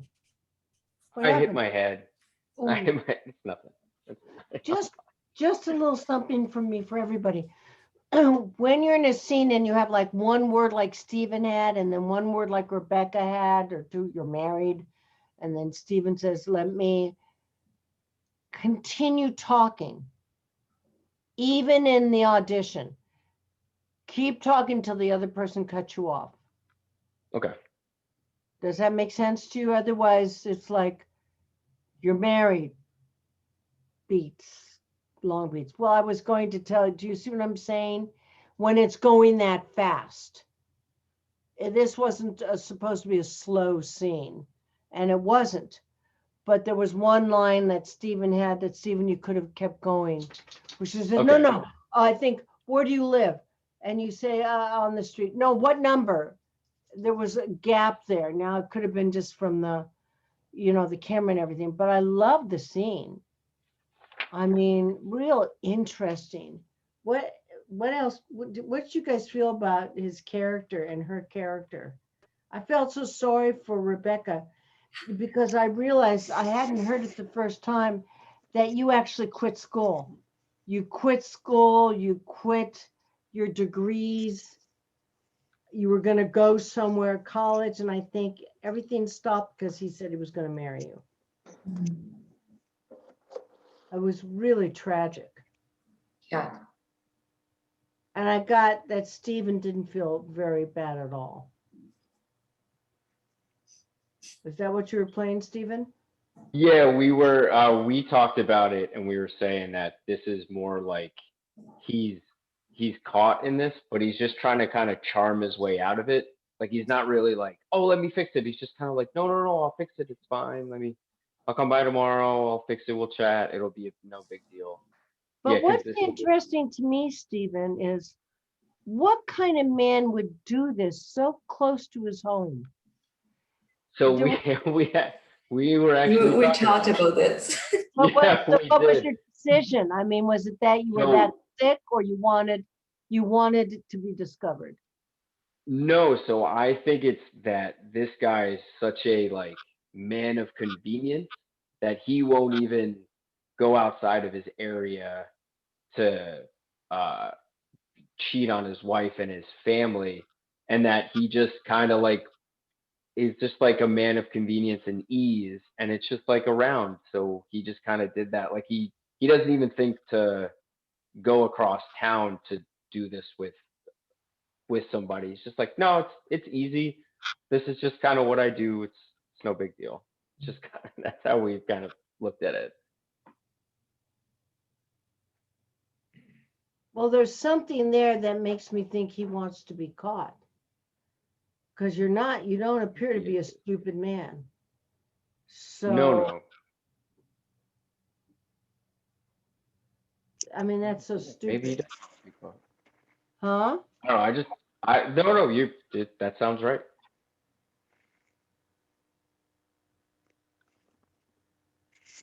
Interesting. And you're older too, so it's just Yeah, well, like twice your interesting age. choice. Yeah, yeah. Any other comments? Good work, guys. Any other comments? Anybody else? Okay. I feel like with the story, I'm mad at Steven. Yeah, it's true. It's really true. And the way Stephen played him at the end, very cold and no, I'll call you tomorrow and very casual about it. You just, you wanted to just smack him. And I remember in the movie, I wanted to smack the man.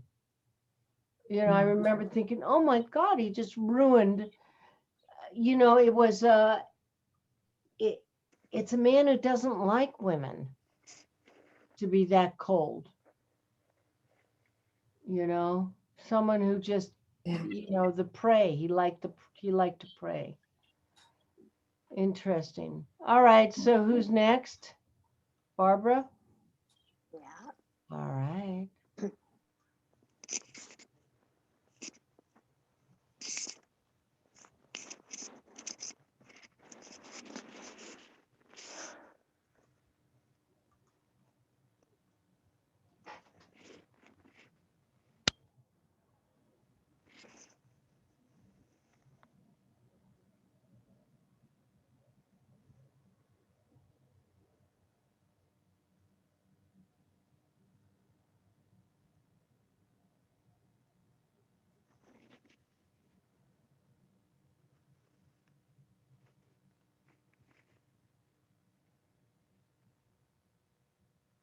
You're muted, Stephen. I mean, Kenneth. Okay, redo.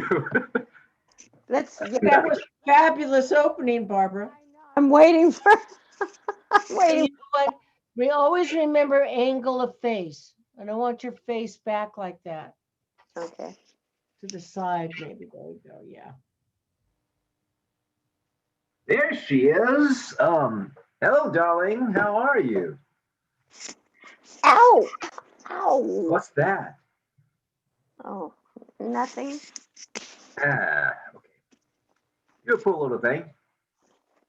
What are they doing to you here? I fell. Is that part of therapy? I want you home, darling. Listen, everybody's asking after you. Like who? Like Mrs. Lofswitz from downstairs. Remember her? The non-talker. Right. 5 years without a word. I'm crossing a lobby yesterday and she stopped right in her tracks and says, I'm glad you got rid of that girl.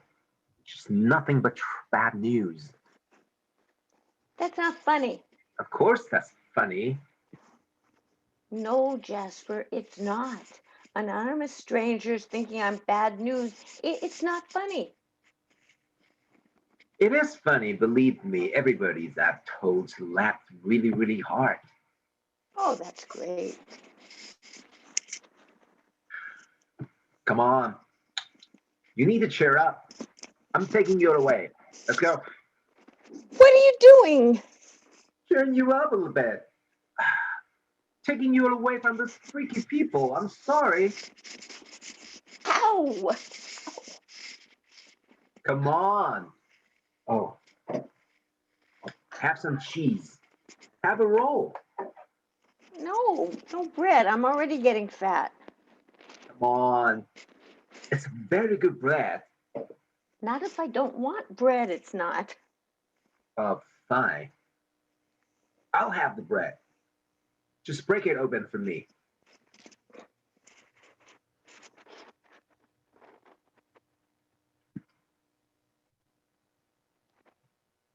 Just open the bread.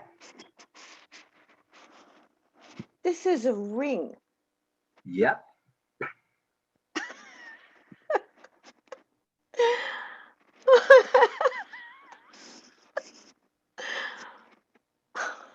What, what are you proposing to me now? Yeah, I am. I mean, right now, I mean, at rehab. No, I'm proposing to you now. You happen to be here. Oh, yeah. But I don't know. I mean, well, how did he ask? Well, he came down to rehab and we were just, thinking about. Okay, so it's not a moonlight in Maui. Where did you think we were going to be married? Sully's bar? Why not? Make a good story. Well, I don't need any more stories. I have enough stories. I would like a life. Uh, I guess that's what I thought I was offering.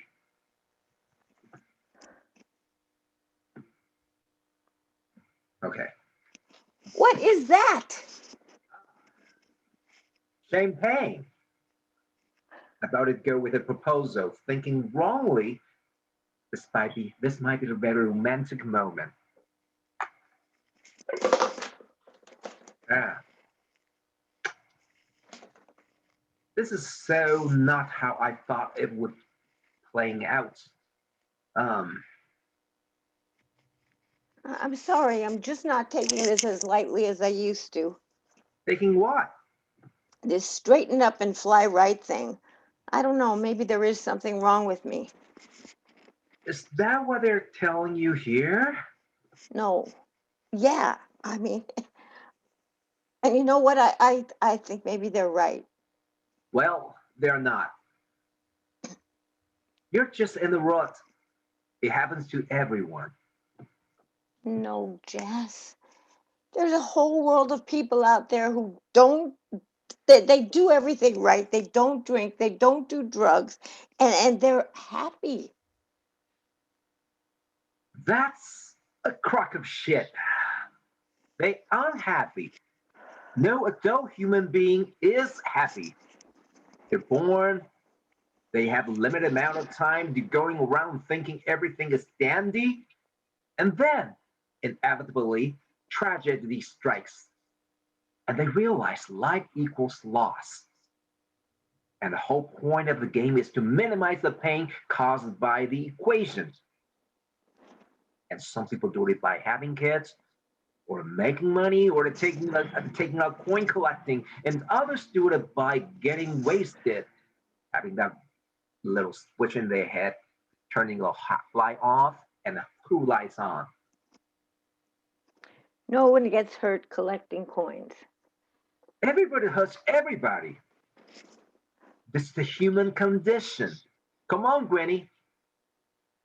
Don't let them tell you there's something wrong with you. There isn't. You're fine. I don't feel fine. Of course you don't feel fine. You're in deliverance country surrounded by a bunch of sober freaks. And you're not with me. Come on. I don't feel fine these days either. It's because we are apart. You're mine. I'm yours. I love you. Why do you want me, Jasper? I'm a mess. Maybe I like mess. You're crazy. I'm the one in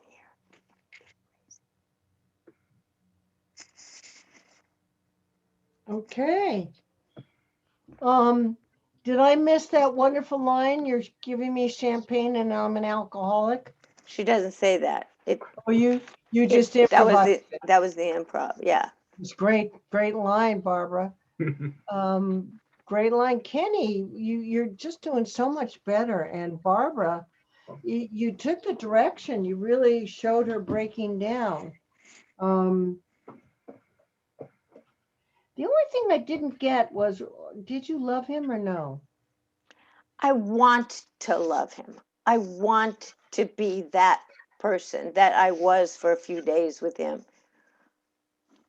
I really want to, but I just, I am a mess. I am a total mess. I'm a drug addict. I'm an alcoholic. I have been for years. I mean, just- you know this for a fact that you're both alcoholic and a drug addictor? I don't think he is. No, but I mean, you know this about your character. Oh, yeah, Oh, okay. yeah. I even before the scene, before he comes to see me, one of Yeah. the reasons my leg is in a cast is I've been stealing some of the drugs in the rehab, and I took a bunch of them, and I tripped and fell and broke my leg. Well, I think unfortunately, because it went back and forth on the screen the way I did it, because I wanted you guys to be big, is I lost some of your emotional things opening the bread Mm. with the ring. But you'll see it on the improv, you know. I just wanted to see, I wanted both of you to be there big, going back and forth. But I think you hit a lot of, everybody come back. I think you hit a lot of good notes there, Barbara. That it was not an easy role. Kenny, I think you hit all your places. Oh, thank you. Yeah, you really did. But Barbara, yours was hard, and I think I lost a little bit of it because it was going back and forth. I wasn't seeing you both at the same time. I'm not sure I like that, but I wanted you guys to see yourself big and not in small squares working.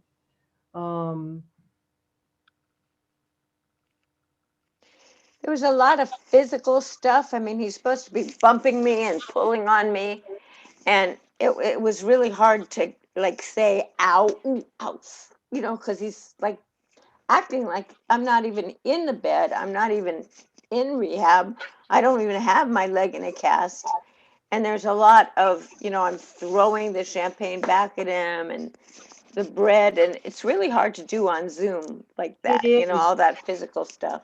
Yeah, it is. It But was, one of the things that you guys are going to face is doing a lot of auditions on Zoom. I think you did show that stuff, Barbara. I got that he hit your bed, and that's why you said ow. I got that when you opened the bread with the ring. I mean, I think that you did do that stuff. I, uh, I think that I would say to you, if we were to do this again, go all out. I mean, I think she has a meltdown, and the meltdown is over the ring. And I think you started crying, you laughed, you did everything I asked you to do. But you could have even done more. No, you know, because I know the kind of actress you are. You could have done more. You know, I I didn't think want to. I was afraid of doing too much and that it I would be think over I dramatized. I think you were. And I think it's a natural thing for all stage actresses. Once we go one way, which is to go from big to much milder, it's hard to go back to the big again, you guys, because we don't know how big is big. So for you, you could have gone more, Hmm. you know, because I think she really is breaking down. And because she's a stoner and a drug addict, she has no boundaries. There are no boundaries. You know, it's like, you asked me to marry you. You know, you could be as emotional as that if you had wanted to be. So I just want to let you know, trust your instincts, because my instincts were that I felt that you did want to go more. But I thought you did a good job, you know, really good. I just feel bad because I feel I may have limited you because I've been trying to calm you down more, you know, because I needed to. But I mean, I think you guys did a great job. I was very moved by it. Any other comments? Barbara, your facial expressions, I watched them. There are a lot of really cool facial expressions. Like when he first walked in, you didn't say anything, but your face did. You kind of, your eyes kind of opened up when it's. I thought that was cool. She had a lot of great facial stuff. You know, I gave her this role because I felt that she could pull it off, and she did. Not an easy role to pull off because she's constricted, because she's supposed to be in bed. But I mean, you played it. I mean, I saw the stuff. I just wanted to see more. Maybe because I know Barbara. I know she can slip and flip on the floor and get right back up and dance. Quit telling that story. I'm so I embarrassed. love that story, man. Phew. And the other time we went dancing together, someone stomped on her foot so hard, and all Barbara did, she looked at me and she went, I can't be cool. I try. I dress up. Tony bought me all these beautiful earrings. And I go and I think, oh, I don't look so bad for an old lady, you know? And watch me dance, man. And I'm always going to trip. I'm always going to fall on my butt. I don't know what it is. It's just like I can't be cool. Never have been. well, I think we're very cool. It just was that one moment.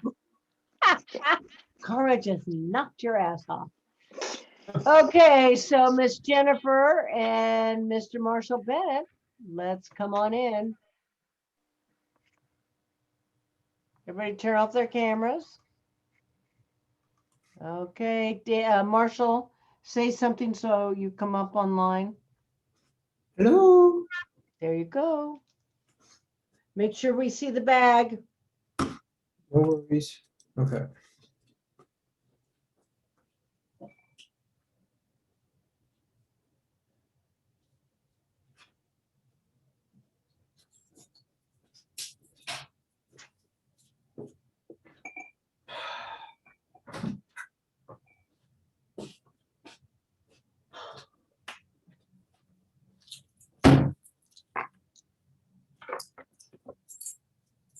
Hello, Sarah. Hi, Megan. You made good time coming back from the airport. Yeah, we actually landed a little early, even with the storm. That's good. Glad to see you home. Yeah, kind of thirsty. Oh, do you want me to make you some tea? Yeah, that'd be great.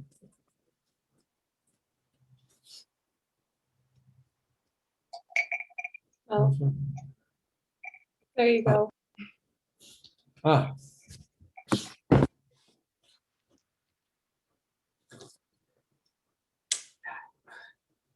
So, how was Atlanta? ah, yeah, about the same. Peachtree Road, Peachtree Center, Peachtree Fire Hydrant. Peaches, peaches.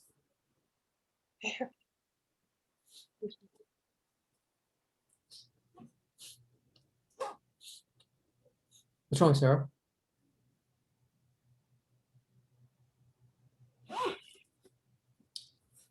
Megan, Hmm? you know I love you, I love you too. but I can't live with you anymore. What? I want a divorce, Megan. I've already rented an apartment downtown.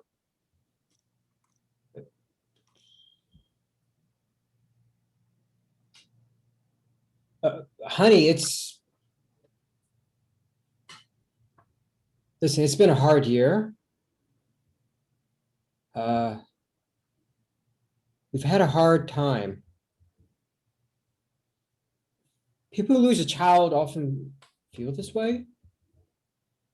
Everyone says it puts a terrible strain on the marriage, but it doesn't have to tear us apart.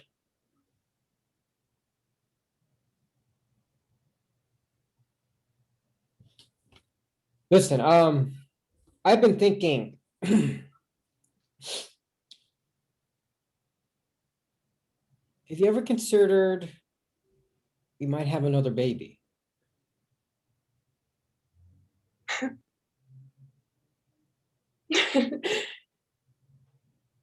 Megan,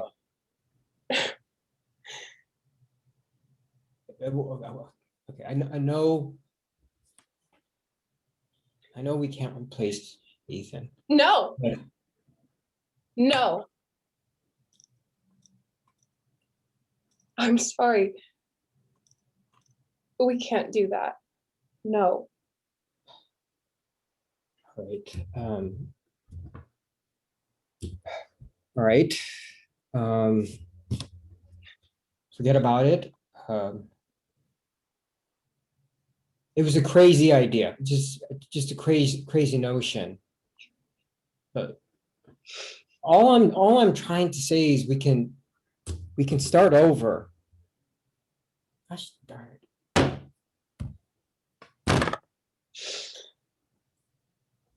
Megan, ever since Ethan died, I've had to admit that people are basically bad. They're evil, Megan. They're so evil. I mean, they take a 12-year-old boy, our 12-year-old boy, and they shoot him through the skull for no reason. There have been times, Megan, where I haven't been so sure. I haven't been sure that I could live in this kind of world anymore.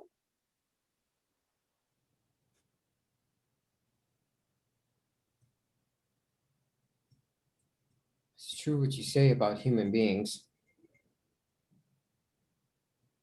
I'm not trying to argue.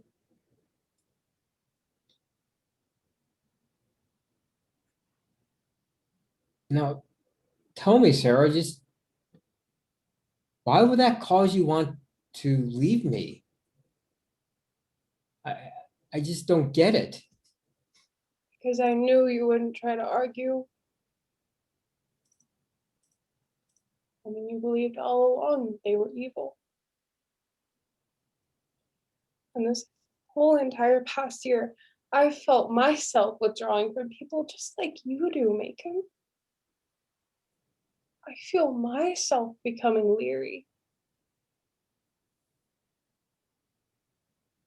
Well, there are worse disasters than that, I guess. Not for me. Not for me.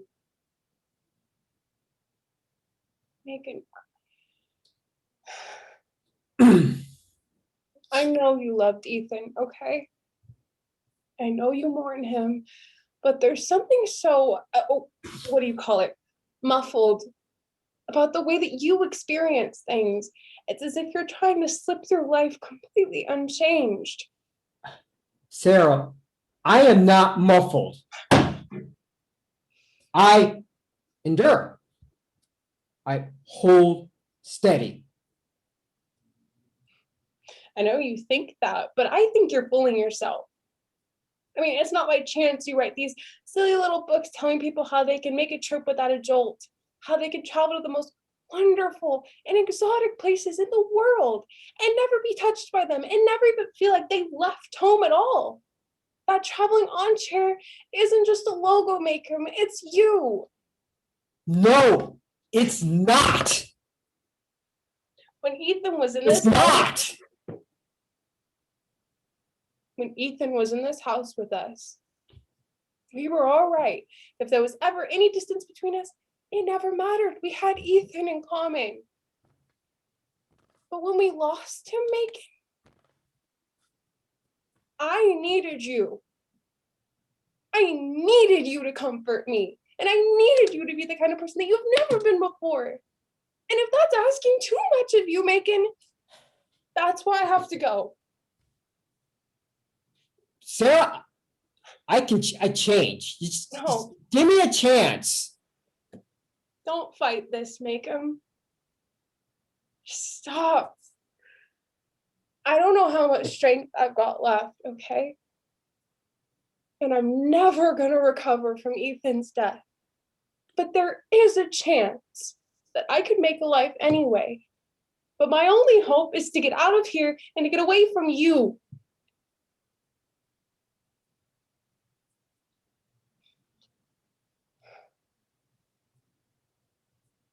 Just accept that, Macon, please. Don't make this hard.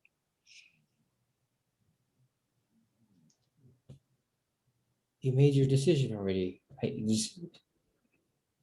There's nothing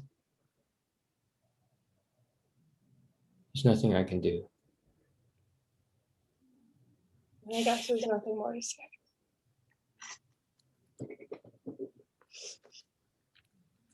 Can we at least talk later?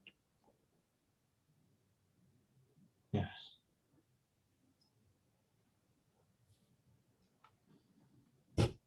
Good. Everybody come back.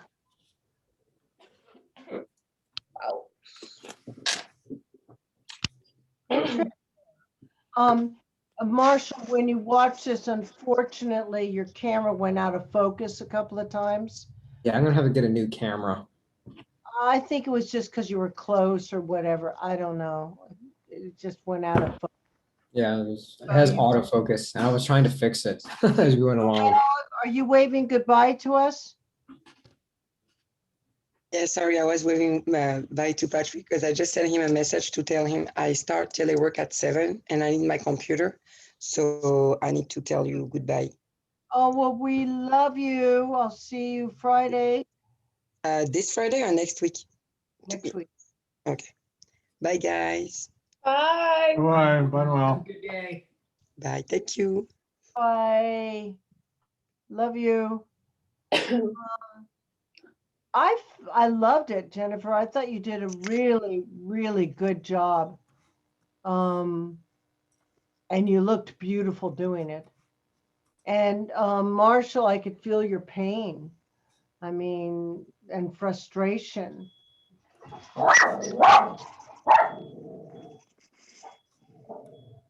It really had nothing to do with each other.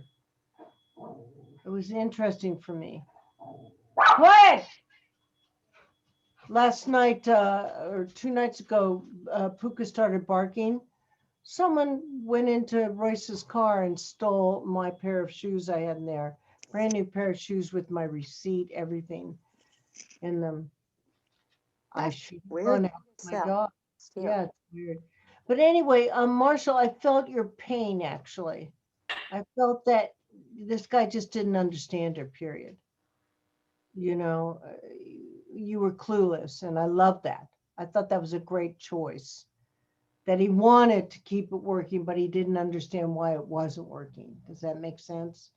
Whereas Jennifer, I felt that you understood why it wasn't working. And you felt sorry for him, and that's why you say you love him, because you do. But he reminds you of all of it. You know, you can't get. It's just like when people say I've got to move from my house because my last boyfriend and I didn't work out here. Yeah, it's just it was real interesting. What did you guys feel? Marshall, I loved you in the quiet moments, the silent moments, just you absorbing what was going on. That really touched me. Oh. And Jennifer, I really loved it when you let go and got really angry. I felt your hurt, and it was great. That was really good. It was an intense scene, and Marshall listens really good. And Jennifer, you did a really nice job of letting yourself go. I don't think I've ever seen maybe anyone in class do that as much, or you do that as much as you did in that scene. That's hard to do. You were very, you really let it all hang out. It was great. Yeah, Jennifer, she's still kind of crying. Me? Yeah. I mean, I was like in the midst of almost having a coughing attack during the entire thing. So I feel like maybe that helped. yeah, but it was great. Whatever that was, it really brought something out, and Marshall trying to understand it. And it's interesting because remember how I always say it's not what you say, it's sometimes what you don't say. Marshall was listening. It's very interesting to watch Marshall. I was very upset that the camera went in and out a couple of times, but real interesting to watch you. Just listen. Your face is Funny interesting. when I only saw the movie once, but when I remember it, and maybe I'm remembering it wrong, I'm remembering William Hurt, who played Marshall's part, as like every hair was perfectly combed. Everything was like his collar was perfectly straight. His jacket was buttoned. He's so waspy in that part, And I think, you've got your hair kind of cool and you've got your baseball sort of jacket on. Like it might have given you an extra physical dimension to play. I don't know, you tell us, but like you're wearing like comfortable clothes and you look sort of comfortable. Yeah. I don't know if it would have made a difference. And I know it's 10 o'clock at night, we're all on Zoom. If you were that kind of tight sort of guy, it might have helped. I mean, I thought you did a great job, but it was interesting. I think what you're wearing kind of plays against the tightness of his character. No, go ahead. Yeah. Marshall, did you feel that he was an uptight, held-in character? Had you made that decision? Because that's an interesting point, Patrick. I did. Yeah, it's interesting. Observation. I will be the first to admit I haven't seen the movie. Oh, I haven't. I did. The closest comparison I made to the relationship was I was just thinking about Jerry Maguire, Tom Cruise and Renee Zellweger, where it's the child that reunites, that keeps them together, but without it, they don't have a relationship. And Tom Cruise's character is very aloof and very avoidant about directly talking about the problems in the relationship. To that, I wasn't going the clothes. I'll admit I was a little lazy about the clothes. I didn't really dress up. So that's a fair point. But I mean, I could see what you're saying because this guy, he's talking about a lot of things on the surface, which seems all glammy and perfect, traveling and such. But really on the inside, his inside life is just really it's falling apart. He talks about the dream, dream vacations, but in reality, his dream was shattered. It's kind of like in the movie American Beauty. It's the real estate wife. She's trying to make homes beautiful so she can sell them, but her life at home is just a reg. It's a same kind of principle, in that regard that I see with what you're saying. But I mean, I think it is. I think it's an interesting point in terms of like how costume would really deepen and create deeper meaning about the character and such. Yeah. Yeah. Yeah, because I think he is uptight. Mhm. And so that uptight feel, I've not seen the movie, but I did get a feeling from Marshall that he was really an uptight, observant man, but uptight about, like you said, Patrick, his emotions, his feelings. And that's sometimes where the English really beat the Americans because they dress. Everything about them from the bottom to the top is perfectly manicured for the role. You know what I mean? It's just like Danny wearing that orange shirt, perfect for the father, Stephen with the coat on and the tie and, perfect. So I think in a way that would have been helpful. Yeah. I thought you played it, Marshall.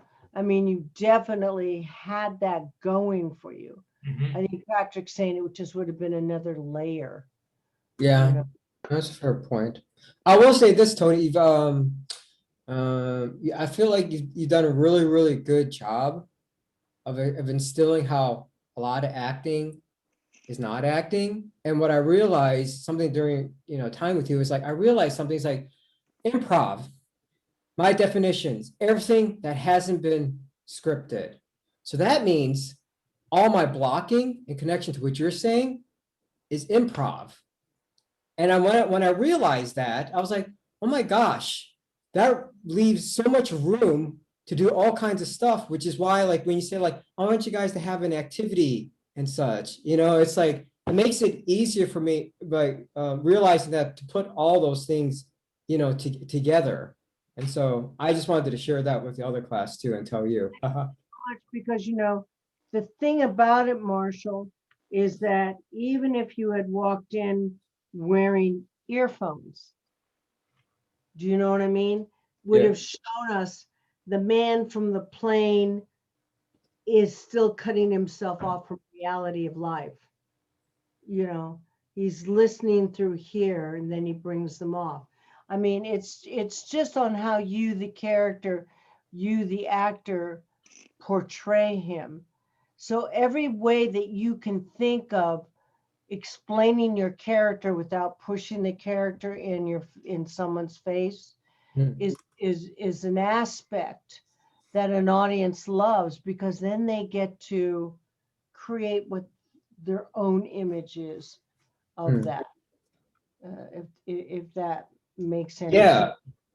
sense. I agree with you. And I feel like revisiting the Udahagen scene, that exercise really reinforced that, because you have to like suggest so much through just blocking and what you're wearing rather than just verbally saying it and such.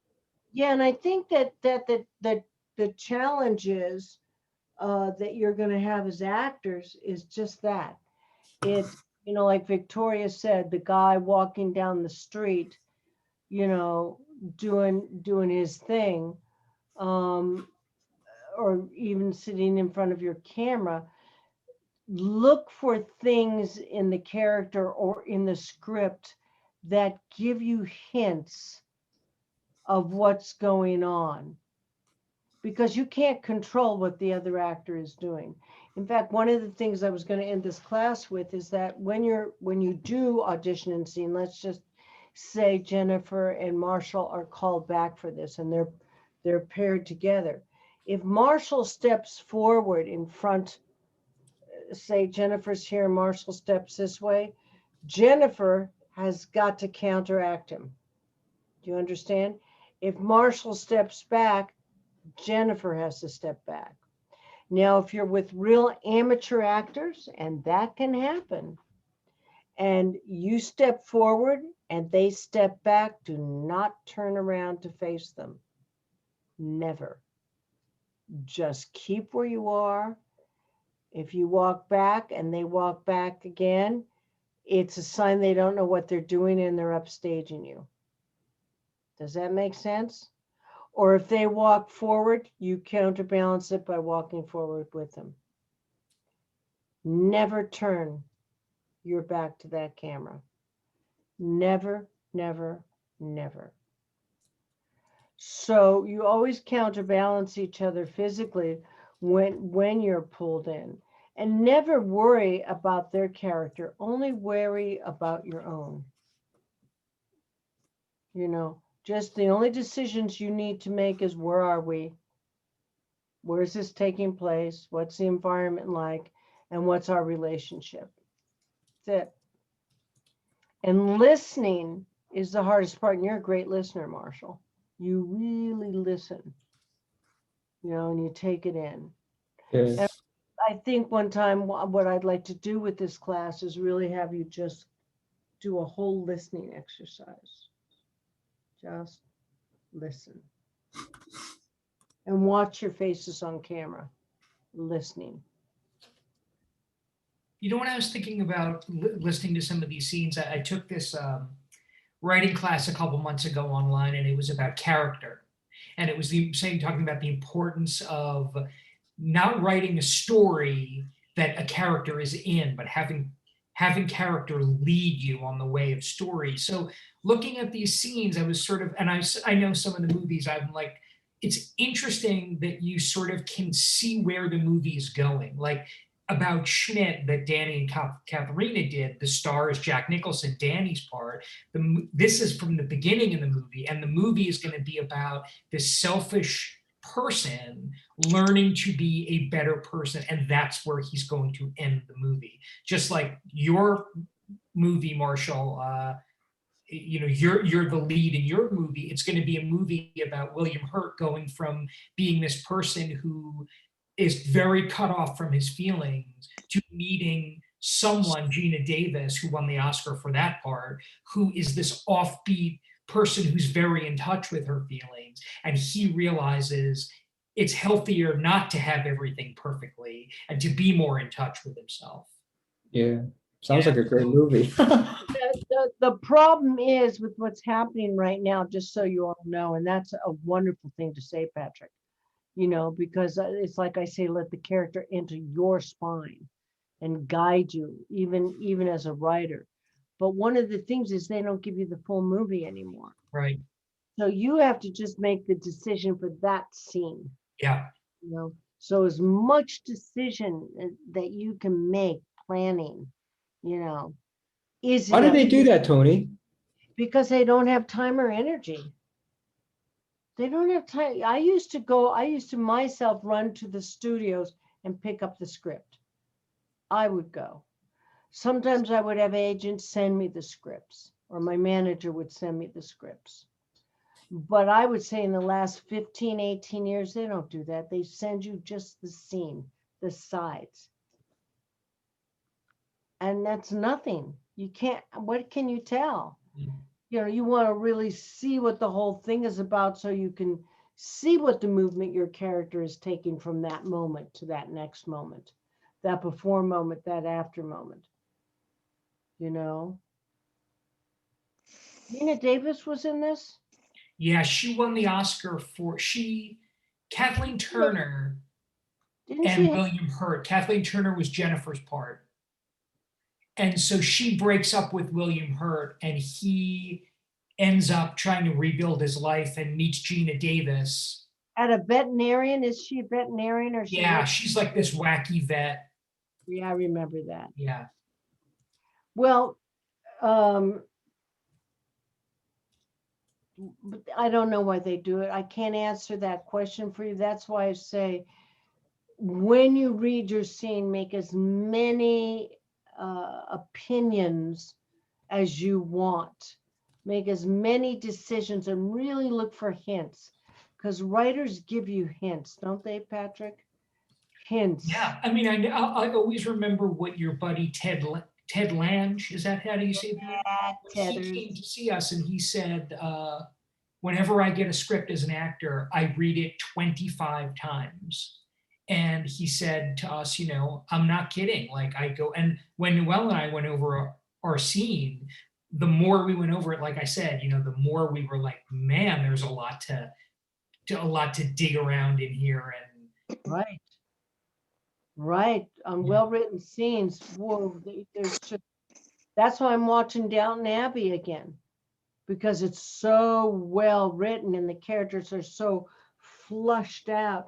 I just before I get off, I met in San Francisco one time. They were doing a tribute to the man who wrote Lawrence of Arabia, the river over the bridge over the River Kwai, and Dr. Zhivago, Sir David Lean. And Sir David Lean happened to sit down next to me while they were showing his movies. And I don't know if I told you, did I ever tell you this story about that? Anyway, Sir David Lean leans over to me and I realize as the lights come up, it's Sir friggin' David Lean. I mean, I'm such a fan of his. That's why I was there. He said to me, I hope you don't mind, but would you please be my escort? And so I walk out with him to the lobby where he's talking to Rita Hayworth and all these different people. I'm totally tongue-tied. And when everybody leaves, he said to me, I'm sure, my dear, you have some questions. And I said, yeah. you know, in the train scene of Dr. Zhivago, every single person in every single car seemed to have a back life. And he said, you know, you're the first person to ask me that. He said, I went to all the small theaters in Russia. I picked out my best actors and I spoke to them individually about their back lives. Now, I told this to Francis Ford Coppola, who had just finished doing The Godfather, and Francis got furious at me, just furious, saying, you know, well, I would have had to up, you know, pay my extras, which is true. He would have if he spoke to them. So the next question, he said, and is there anything else? And I said, well, yeah, I'd like to do a movie with you. And he laughed for a really long time. You know, one of those laughs where it's so uncomfortable, you go, well, wait a minute. It's not totally out of line that I'm asking this, right? But anyway, so he said that he was very kind. He said, so what are you doing? I said, I'm doing the musical Hair. And he said, oh my God, that musical where everybody takes their clothes off. And I said, well, I don't. I'm playing the pregnant girl. He said, oh my God, that is not theater. And I said, well, I'm going to leave you 2 tickets tonight. And I really hope you come because I'm such a fan of yours. So I kept looking out the curtain that night, you know, looking out. And it was right after the nude scene, which is right after the first scene. I went backstage and there was a single rose lying there. And there was a, you know, those little square cards that come with a rose. And it says, I came, I saw, I left. Sir David Lee. Holy shit, that's fantastic. I never kept the card. Oh God. Kill myself, you know. That's hysterical. I came, I saw, I left. It was That's right just, after the minute they took their clothes off, he was gone. that's really funny. But That's really funny. you know, but it's interesting. He said the most important thing an actor can do is their back life. That's why I wrote that whole thing out for you. Where you come from, what's going on in that moment. You know, why are you feeling and thinking this way? You know, and it's very hard. It's I laugh when people say to me, oh, I can act. Really, who have you studied with? Oh, I don't need to. I'm pretty. Look at me. Who's not going to want me in their movie? And I'm thinking, I wouldn't, because you're going to fuck it up. You know? Or parents who say, no, my daughter and my son, they can act. Oh, have they studied? No, but they can act. So good luck to all of you. I love you, Rebecca. I guess I'm not going to be seeing you, and I know we're all going to be missing you.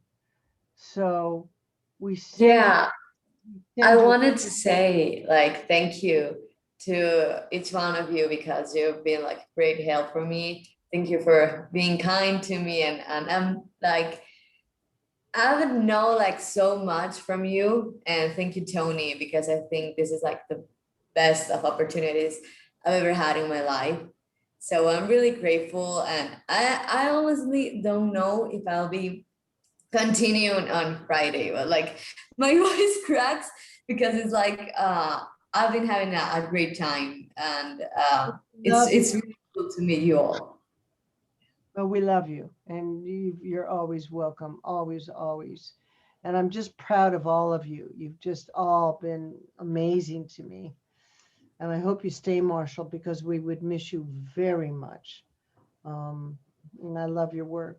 Okay, so I know you're all tired, and Patrick, we love you. I'm going to see you on Friday. And Stephen and Danny and Katharina and Barbara. So big hugs to all of you. Mwah. Love you all. We feel the same way about you, Rebecca. Thanks so much for being in the class, and you know, you're just the best. What can I say? Thank you so much. I love you all. Thank you. Yeah, I hope you continue with this stuff, Rebecca. I hope so. Yeah, thank you. I'll like keep in contact with you guys because you've been like a lot of help with me. Yeah. You're very talented and you're a beautiful person. So yes. Know that. Thank you. Thank you so much. I'm gonna cry. Don't cry, don't cry. I can't All help. right. Can't deal with it. Don't cry. Good night to all of you. Mwah. Bye, everybody. Bye. Bye. Thank you.